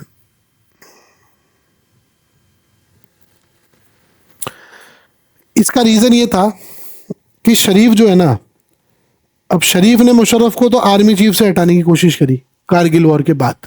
ये कारगिल वॉर के बाद की बात है। अब हार गए यार, तुम पिट पिटा गए दुनिया से, तो हटाएगा ही ना तुम्हें तो।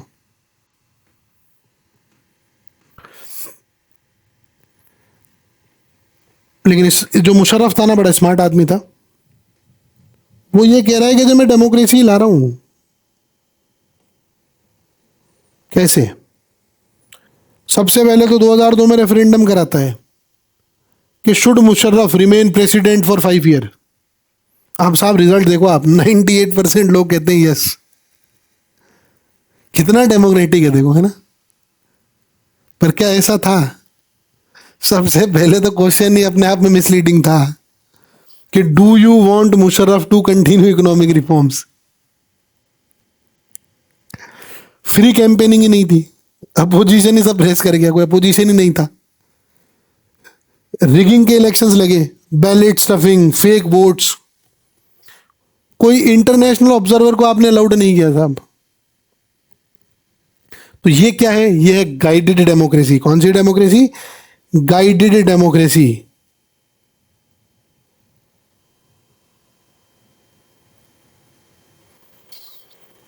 अब साहब 2002 में इलेक्शंस होते हैं। अब इलेक्शंस हुए पर रूल चेंज कर दिए गए। पहले तो कि साहब प्रेसिडेंट को जो है वो पीएम डिसमिस करने का पावर है। President can dismiss prime minister at any given point of time. National security council बनाई गई, कि मिलिट्री को पॉलिटिकल पावर दी गई। उसके बाद एक लीगल फ्रेमवर्क ऑर्डर बनाया गया जिसमें कॉन्स्टिट्यूशन को यूनिलैटरली मॉडिफाई किया गया पाकिस्तान में। अब देखो पाकिस्तान की जो हिस्ट्री है ना 75 साल से ज़्यादा की, इंडिपेंडेंट ये 1947 में होते हैं। अब इसके अंदर 33 ईयर्स इन टोटल तो मिलिट्री रूल में रहे हैं। 4 बार इनके मिलिट्री coup हो चुका है, 1958, 1977, 1999। आज तक एक सिंगल पीएम जो है इनका अपनी पूरी टर्म कंप्लीट नहीं कर पाया है अब तक। तो अब कर ले तो बात अलग है। मतलब ऑलमोस्ट आधा टाइम तो आपके देश में मिलिट्री रूल रहा है। इमरान खान को आपने 2023 में अरेस्ट कर लिया। करंट की मैं बात करूं, इलेक्शन कंट्रोवर्सीज आपके कंटिन्यू आ रही थी, मिलिट्री अभी भी पावरफुल ही है। पाकिस्तान तो अभी भी स्ट्रगल कर रहा है जेन्युइन डेमोक्रेसी के लिए, और इन बेवकूफों को ये लगता है कि ये हमें सिखा देंगे कुछ। तुम 75-78 साल में डेमोक्रेसी नहीं ला पाए हो भाई, और ये हमें ह्यूमन राइट्स पे ज्ञान देते हैं। और हमारे वाले कुछ महानुभाव ऐसे और हैं जो पाकिस्तान से ज्ञान ले आते हैं। वो एक आधे हैं, आप देख लो वो क्रिकेटर्स को। पॉलिटिशियन तो खैर सुभान अल्लाह ही। अब पैटर्न देखो आप, डेमोक्रेटिक गवर्नमेंट्स आती है, करप्शन और इनकॉम्पिटेंस के एलिगेशन लगते हैं, मिलिट्री coup होता है। स्टेबिलिटी के नाम पर डिक्टेटरशिप आती है, और इंटरनेशनल प्रेशर से फिर आप इलेक्शंस करवा देते हो। यही साइकिल रिपीट करते रहते हो आप भाई। आपने इंटरनेशनल प्रेशर से फिर डेमोक्रेसी ले आए, फिर आपने अपना कोई पैदा बिठा दिया, वो फिर आपके अगेंस्ट हो गया, उसके पास पावर आ गई, तो फिर आप क्या करोगे? फिर आप करप्शन के और इसके इनकॉम्पिटेंस के एलिगेशन लगाओगे, और फिर मिलिट्री coup कर लोगे। तो अगर मैं एक सवाल पूछूं कि इस पाकिस्तान है डेमोक्रेसी? नहीं। मिलिट्री जो है वो एक्चुअल पावर होल्डर है वहां पे, डीप स्टेट, ISI वगैरह। इलेक्टेड रिप्रेजेंटेटिव्स तो है ही नहीं, ना के बराबर। वीक भी क्या है, मैं तो कह रहा हूं है ही नहीं। वो कॉन्स्टिट्यूशंस को बार बार मॉडिफाई कर जाते हैं, वो भी अनडेमोक्रेटिकली। मीडिया सेंसरशिप तो है ही कंप्लीटली इनके यहां पर। अच्छा, इंडिया में इमरजेंसी नहीं आई क्या? 1975-77 2 साल इंदिरा गांधी जी के टाइम पे। लेकिन क्या हुआ? 1977 में इलेक्शंस हुए, madam lost. People rejected authoritarianism and democracy again restored. अब पाकिस्तान में तो ये साइकिल रिपीट ही नहीं हुआ ना आज तक कभी। वहां मिलिट्री तो परमानेंट पावरफुल है। अब एक और कंट्री देखो, China, one party, no choice. अब चाइना जो है ना वो दुनिया की सेकंड लार्जेस्ट इकोनॉमी है। टेक्नोलॉजिकली वो सुपर पावर है। देखो, आप मानो चाहे मत मानो, आपका एनिमी होगा अलग बात है, पर डेमोक्रेटिक है क्या? आओ देखते हैं। अच्छा, एक चीज और है, चाइना तो हमें अपनी औकात के हिसाब से अपना कॉम्पिटिटर नहीं मानता है, अपना एनिमी नहीं मानता है। और हम चाइना की उस औकात को देखते हुए चाइना को आज तक एनिमी मानने की हैसियत नहीं कर पाए। ये हमारे साथ समस्या है हमेशा सबसे बड़ी। एंड वी मस्ट अंडरस्टूड कि हम दोनों एक दूसरे के एनिमी है। वाकई में देखा जाए तो ट्रू एनिमीज ही हम ही लोग हैं। कोई चाइना का भट्टा ले बैठेगा तो इंडिया ले बैठेगा किसी जमाने में अगर, और इंडिया का कोई भट्टे लगा सकता है तो चाइना लगा सकता है।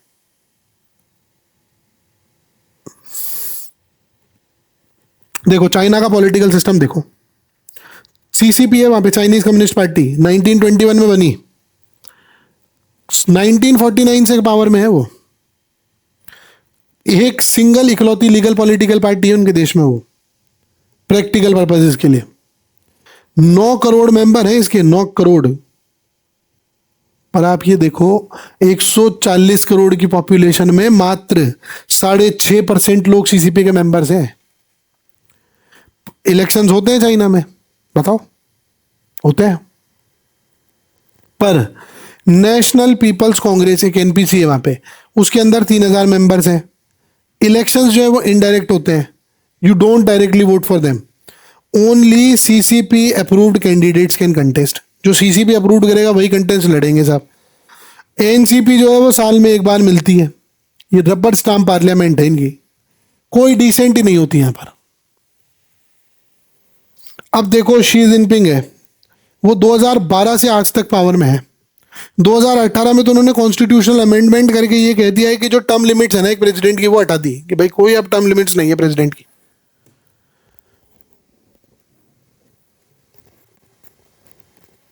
मतलब शी जिनपिंग जो है या उससे आगे आने वाला आदमी, वो लाइफ टाइम प्रेसिडेंट बन सकता है, जस्ट लाइक माओ जेडोंग। कोई अल्टरनेटिव नहीं है। अब इमेजिन करो आप, कोई अपोजिशन पार्टी नहीं, कोई फ्री मीडिया नहीं, great firewall of China, Google, Facebook, Twitter, x सब बैंड है, कोई फ्रीडम ऑफ स्पीच नहीं है, क्रिटिसाइज करते हैं गवर्नमेंट जेल सीधा, surveillance state, social credit system है जो ट्रैक करता है एवरीथिंग को। मतलब अगर आपको लोन लेना है ना तो आपकी सोशल क्रेडिटिंग होगी। आपके यहाँ तो आप सिविल चेक करते हो ना, वो वहां पे सोशल क्रेडिट चेक करते हैं। गवर्नमेंट के अगेंस्ट ट्वीट लिखा था आपने, अच्छा लोन चाहिए, भगो यहाँ से। तियानमिन स्क्वायर का एक मैसेकेयर है, तियानमिन स्क्वायर का मैसेकेयर है, और ये जो चीज थी आपकी, ये 1989 में हुई थी। क्या? तियानमिन मैसेकेयर। स्टूडेंट्स ने डेमोक्रेसी की डिमांड करी, तो साहब लिटरली चाइना ने टैंक्स भेज दिए। 10,000 students have been killed, brutally killed. और आज भी आपकी हिपोक्रेसी ये है साहब कि आप चाइना में इस चीज को डिस्कस नहीं कर सकते हैं, इस चीज के ऊपर सेंसरशिप है। You can't criticise Chinese government in China on Tiananmen Square massacre, जहां पे लिटरली आपने तोप से बच्चे उड़ा दिए थे, तोप से। वहां पे यूगर मुस्लिम्स हैं, जिनजियांग प्रोविंस एक, उसमें लैक्स ऑफ मुस्लिम्स हैं जो री एजुकेशन कैंप्स में पड़े हैं। यूएन जो है ना, उसको ये कहता है कि it is genocide, it is a crime against humanity. और चाइना डिनाई करता है, नहीं ऐसा कुछ है ही नहीं हमारे देश में, कोई यूगर है ही नहीं, ऐसा कोई री एजुकेशन कैंप है ही नहीं हमारे, तो कोई अकाउंटेबिलिटी नहीं है। It was suggested to the government of India by several scholars कि यार when China brings the Pakistan angle ना, कश्मीर का एंगल या अरुणाचल का एंगल, तो why you should not bring this particular Tiananmen Square का एंगल और ये यूगर मुस्लिम्स के ऊपर अत्याचार का एंगल। या फिर जब पाकिस्तान बातचीत करता है ना कभी कभार, तो ऑल्दो आपको जरूरत नहीं है, पर why not in United Nations you ask Pakistan outrightly कि साहब यूगर मुस्लिम्स के लिए कुछ बोलना चाहेंगे आप? या फिर ये जो ओआईसी वाले बैठ के ज्ञान देते हैं ना कश्मीर पे इंडिया को, इनको क्यों नहीं बोलते हो आप कि चाइना को पूछो ना एक बार यूगर मुस्लिम्स का क्या हो रहा है जिनजियांग में?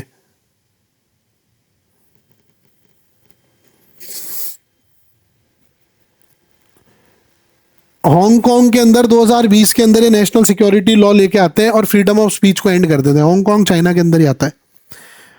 जितने डेमोक्रेसी के प्रोटेस्टर थे सबको अरेस्ट कर लिया गया। वन कंट्री टू सिस्टम ये पहले चलता था, हांगकांग और चाइना के अंदर ये था कि एक कंट्री है पर टू सिस्टम्स हैं, वो प्रैक्टिकली डेड कर दिया उन्होंने। अब वो वन कंट्री वन सिस्टम हो गया है। Economic success is not the guarantee of democracy. हम लोग पिछले सेक्शन में ये देख रहे थे कि जहां जहां पे इकोनॉमिक क्राइसिस हुए वहां वहां पे आपको डेमोक्रेसी शेकन होती हुई दिखी। पर अब हम ये देख रहे हैं कि इकोनॉमिक जो सक्सेस है ना, वो कोई गारंटी नहीं है कि डेमोक्रेसी ले आएगी।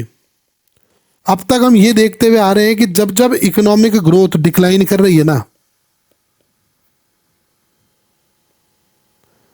इकोनॉमिक ग्रोथ जब जब डिक्लाइन कर रही है तो डेमोक्रेसी थ्रेटन हो रही है।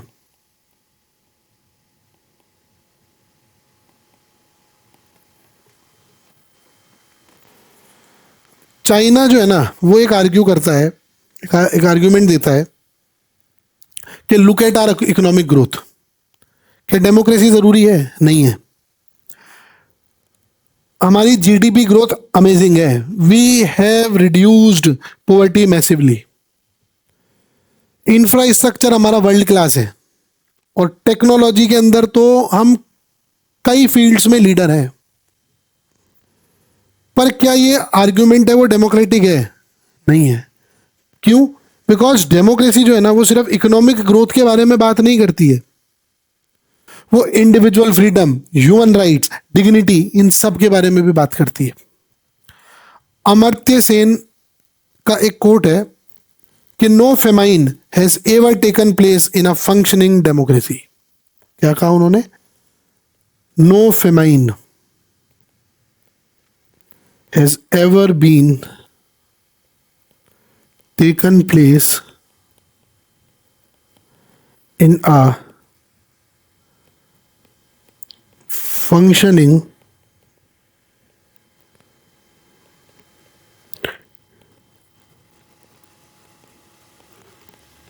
ये कौन कह रहा है? ये सेन कह रहे हैं। इसका मतलब है अकाउंटेबिलिटी जरूरी है। चाइना में 1959-61 में ग्रेट फेमाइन आया। इसमें 3 से 4 करोड़ लोग मारे गए क्योंकि जो माओ की पॉलिसीज थी वो गलत थी, बट कोई चैलेंज ही नहीं कर सकता था।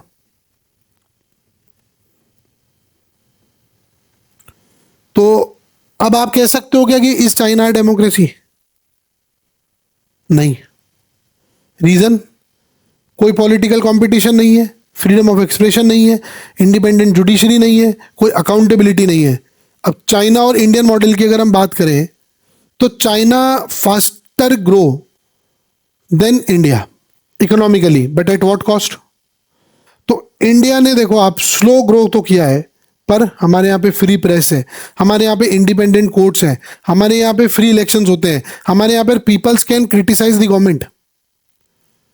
चाइना ताइवान की जो टेंशन है, अगर आप रिसेंट एग्जांपल लोगे, साउथ चाइना सी डिस्प्यूट देखोगे, तो चाइना जो है वो इंक्रीजिंगली असर्टिव होता जा रहा है और ग्लोबल कंसर्न ये है कि अथॉरिटेरियन मॉडल कहीं स्प्रेड ना हो जाए इस वजह से।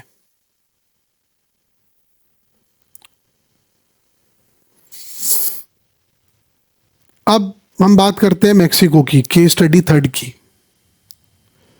अब ये सबसे इंटरेस्टिंग केस है क्योंकि टेक्निकली मेक्सिको में सब कुछ डेमोक्रेटिक दिखता है, बट रियलिटी डिफरेंट है। इंस्टीट्यूशनल रिवॉल्यूशनरी पार्टी एक है, PRI. I don't remember, but this question has been asked in one of the papers already. PRI कहाँ की पार्टी है? अब क्या होता है, 1930 से लेके 2000 तक कंटिन्यूअसली 70 इयर्स ये पावर में थे पीआरआई वाले। फ्री इलेक्शंस हर 6 साल में होते थे। अपोजिशन पार्टीज भी जो है वो लीगल थी। फिर प्रॉब्लम क्या थी? तो प्रॉब्लम ये थी, एक मैक्सिकन राइटर हुए मारियो लोसा, उन्होंने ये कहा कि Mexico is the perfect dictatorship, it has all the appearances of democracy without actually being one. देखो कि पीआरआई किस तरीके से पावर मेंटेन करती थी। पहली बात तो यह था कि उनका मीडिया पे कंट्रोल था, टीवी चैनल्स पीआरआई अलाइन थे, क्रिटिकल जर्नलिस्ट को थ्रेट किया जाता था या फिर मार दिया जाता था। 2017-18 के अंदर 48 journalist were murdered in Mexico, one of the world's most dangerous country for journalist. Money power की बात करें तो पीआरआई की जो गवर्नमेंट थी, पीआरआई जो पार्टी है, it use the government money for campaigns. अब अनफेयर है ना ये एडवांटेज? तो भाई आज बीजेपी गवर्नमेंट रिसोर्सेज को अपने चुनाव प्रचार में लगा दे तो गलत है कि नहीं? आज टीएमसी वेस्ट बंगाल में पावर में है, अब ममता बनर्जी अगर उस स्टेट मशीनरी को अगर इस काम में ले ले तो क्या वो गलत नहीं है? पर इंडिया में ऐसा होता ही नहीं है ना, समझदार लोग हैं इन चीजों में, तो समझदार नहीं है हम अभी तक। अपोजिशन पार्टीज की जो फंडिंग थी ना उसको लिमिट कर दिया। कल को मोदी जी एक रूल ले आए भाई कांग्रेस को आप 10 रुपए से ज्यादा चंदा नहीं दे सकते, फिर क्या करे कांग्रेस पार्टी? भाई प्रैक्टिकल चीज देखो ना आप, कल को बीजेपी आगे गए, सॉरी इंडियन गवर्नमेंट, कि कांग्रेस पार्टी जो 10 रुपए से ज्यादा चंदा नहीं ले सकती। अरे यार ये कोई बात थोड़ी होती है।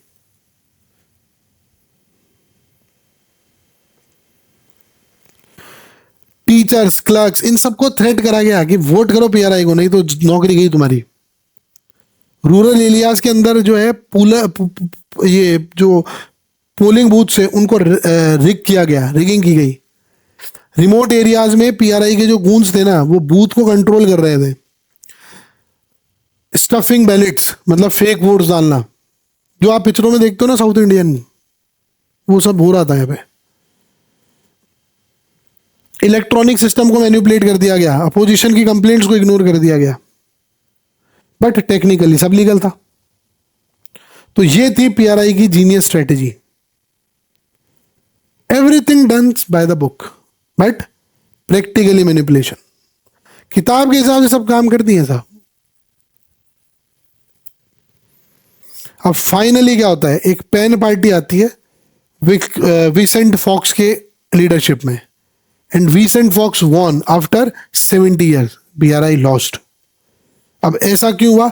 तो सबसे पहले तो इसलिए हुआ कि सिविल सोसाइटी का मोबिलाइजेशन हो गया था, उसके बाद इंटरनेशनल प्रेशर भी था, मीडिया की इंडिपेंडेंस भी बढ़ गई थी थोड़ी बहुत, और यंग वोटर्स ने रिवॉल्ट कर दिया था पीआरआई के अगेंस्ट। बट प्रॉब्लम अभी भी कंटिन्यू कर रही है। मेक्सिको अभी भी स्ट्रगल कर रहा है, ड्रग कार्टेल्स का इन्फ्लुएंस पॉलिटिक्स में बहुत ज्यादा है, करप्शन स्टिल रैम्पेंट, जर्नलिस्ट और एक्टिविस्ट के अगेंस्ट आपके वायलेंस हो रहा है, और क्रिमिनल्स को तो बहुत रेयरली प्रोसिक्यूट किया जाता है, जो इम्प्यूनिटी का पॉइंट आता है। 2018 से मेक्सिको के प्रेसिडेंट हैं Andre Manuel Lopez Obrador. Populist leader हैं बट कंट्रोवर्शियल हैं। मिलिट्री को ज्यादा पावर दे रखी है, प्रेस फ्रीडम डिक्लाइन कर रही है। डेमोक्रेसी एक्सपर्ट्स ये वरी कर रहे हैं कि क्या मेक्सिको फिर से डेमोक्रेटिक बैकस्लाइडिंग की तरफ तो नहीं जा रहा है। अब मैं ये पूछूं कि क्या मेक्सिको डेमोक्रेसी है? तो टेक्निकली तो है, पर बहुत वीक डेमोक्रेसी है। इलेक्शंस होते हैं, मल्टीपल पार्टीज हैं, पर अनफेयर प्लेइंग फील्ड है। वायलेंस और करप्शन अंडरमाइन करते हैं। तो अब इससे क्या सीखने को मिला? इससे यह सीखने को मिला कि इलेक्शंस होना ही काफी नहीं है। Elections must be free and fair. Elections must be free and fair. And Mexico shows कि फॉर्मल डेमोक्रेसी और रियल डेमोक्रेसी में बहुत डिफरेंस होता है। क्या होता है? बहुत डिफरेंस होता है।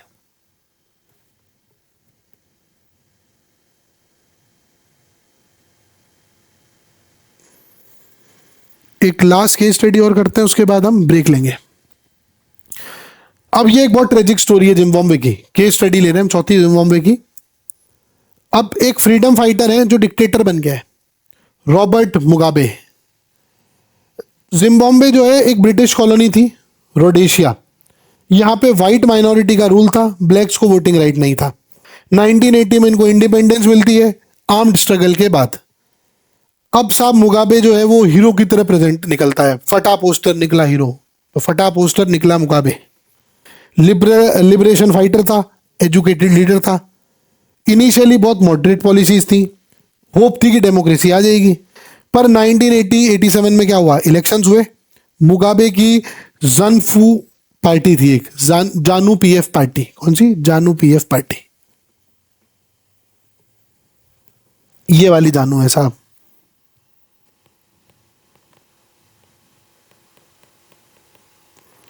जानू पीएफ पार्टी। अब पहले तो पीएम था, फिर प्रेसिडेंट बन गया। अब देखो क्या होता है 1990s के बाद। सबसे पहले तो लैंड रिफॉर्म्स करते हैं। तो जो व्हाइट फार्मर्स है ना, उनसे फोर्सिबली लैंड ले ली गई, और उनसे ली गई जिनके पास बेस्ट लैंड्स थी, वो व्हाइट के पास ही थी। कोई कंपनसेशन नहीं दिया गया। लैंड डिस्ट्रीब्यूटेड किसको करी गई? जो मुगाबे के सपोर्टर थे उनको, जेन्युइन फार्मर्स को नहीं करी उसने। उसका रिजल्ट ये हुआ कि जो एग्रीकल्चर था ना वो कोलैप्स कर गया। अब जो जिम्बाब्वे फूड एक्सपोर्टर था वो इंपोर्टर बन गया। बताओ आप, उसके बाद साहब इकोनॉमिक डिजास्टर कैसे आता है? हाइपर इन्फ्लेशन आया है, it is worst in the history, सुनने को ही नहीं मिलेगा आपको। 2008 में इन्फ्लेशन की मैं स्थिति बताता हूं आपको। इन्फ्लेशन जो है वो आपका हो गया साहब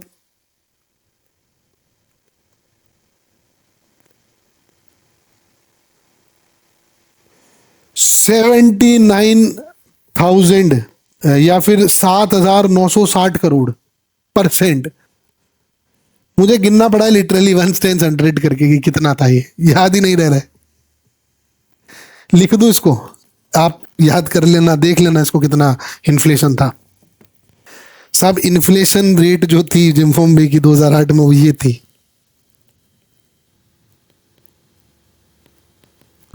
अब पढ़ लो इसको आप। और पर मंथ थी ये परसेंटेज, हर महीने इस परसेंट से बढ़ रहा था इनका इन्फ्लेशन।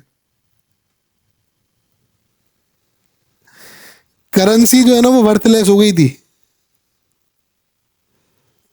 अब साहब जिम्बाब्वे ने एक नोट निकाला था,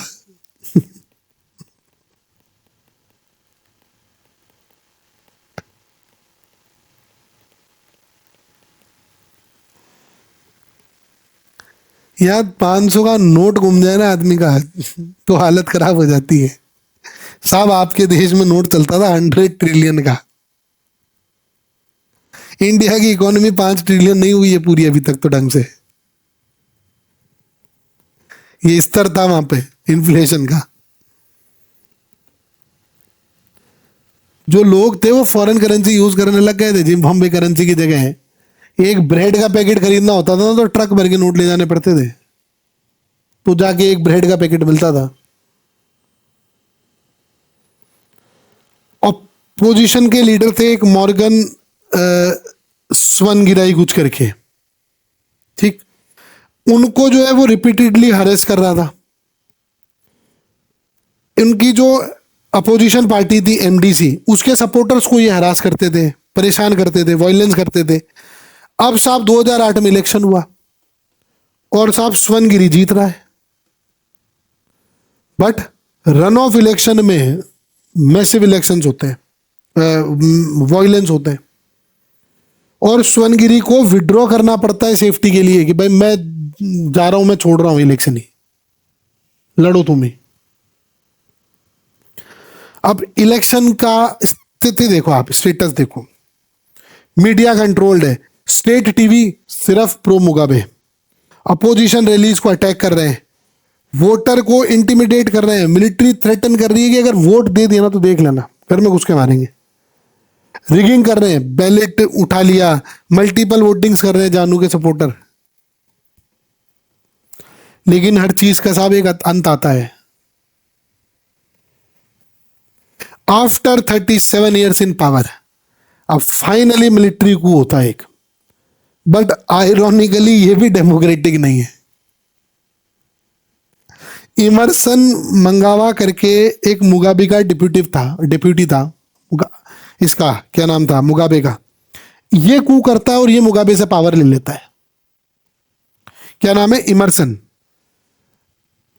ये 2017 की बात थी। अब प्रेजेंट कंडीशन क्या है जिम्बाब्वे की?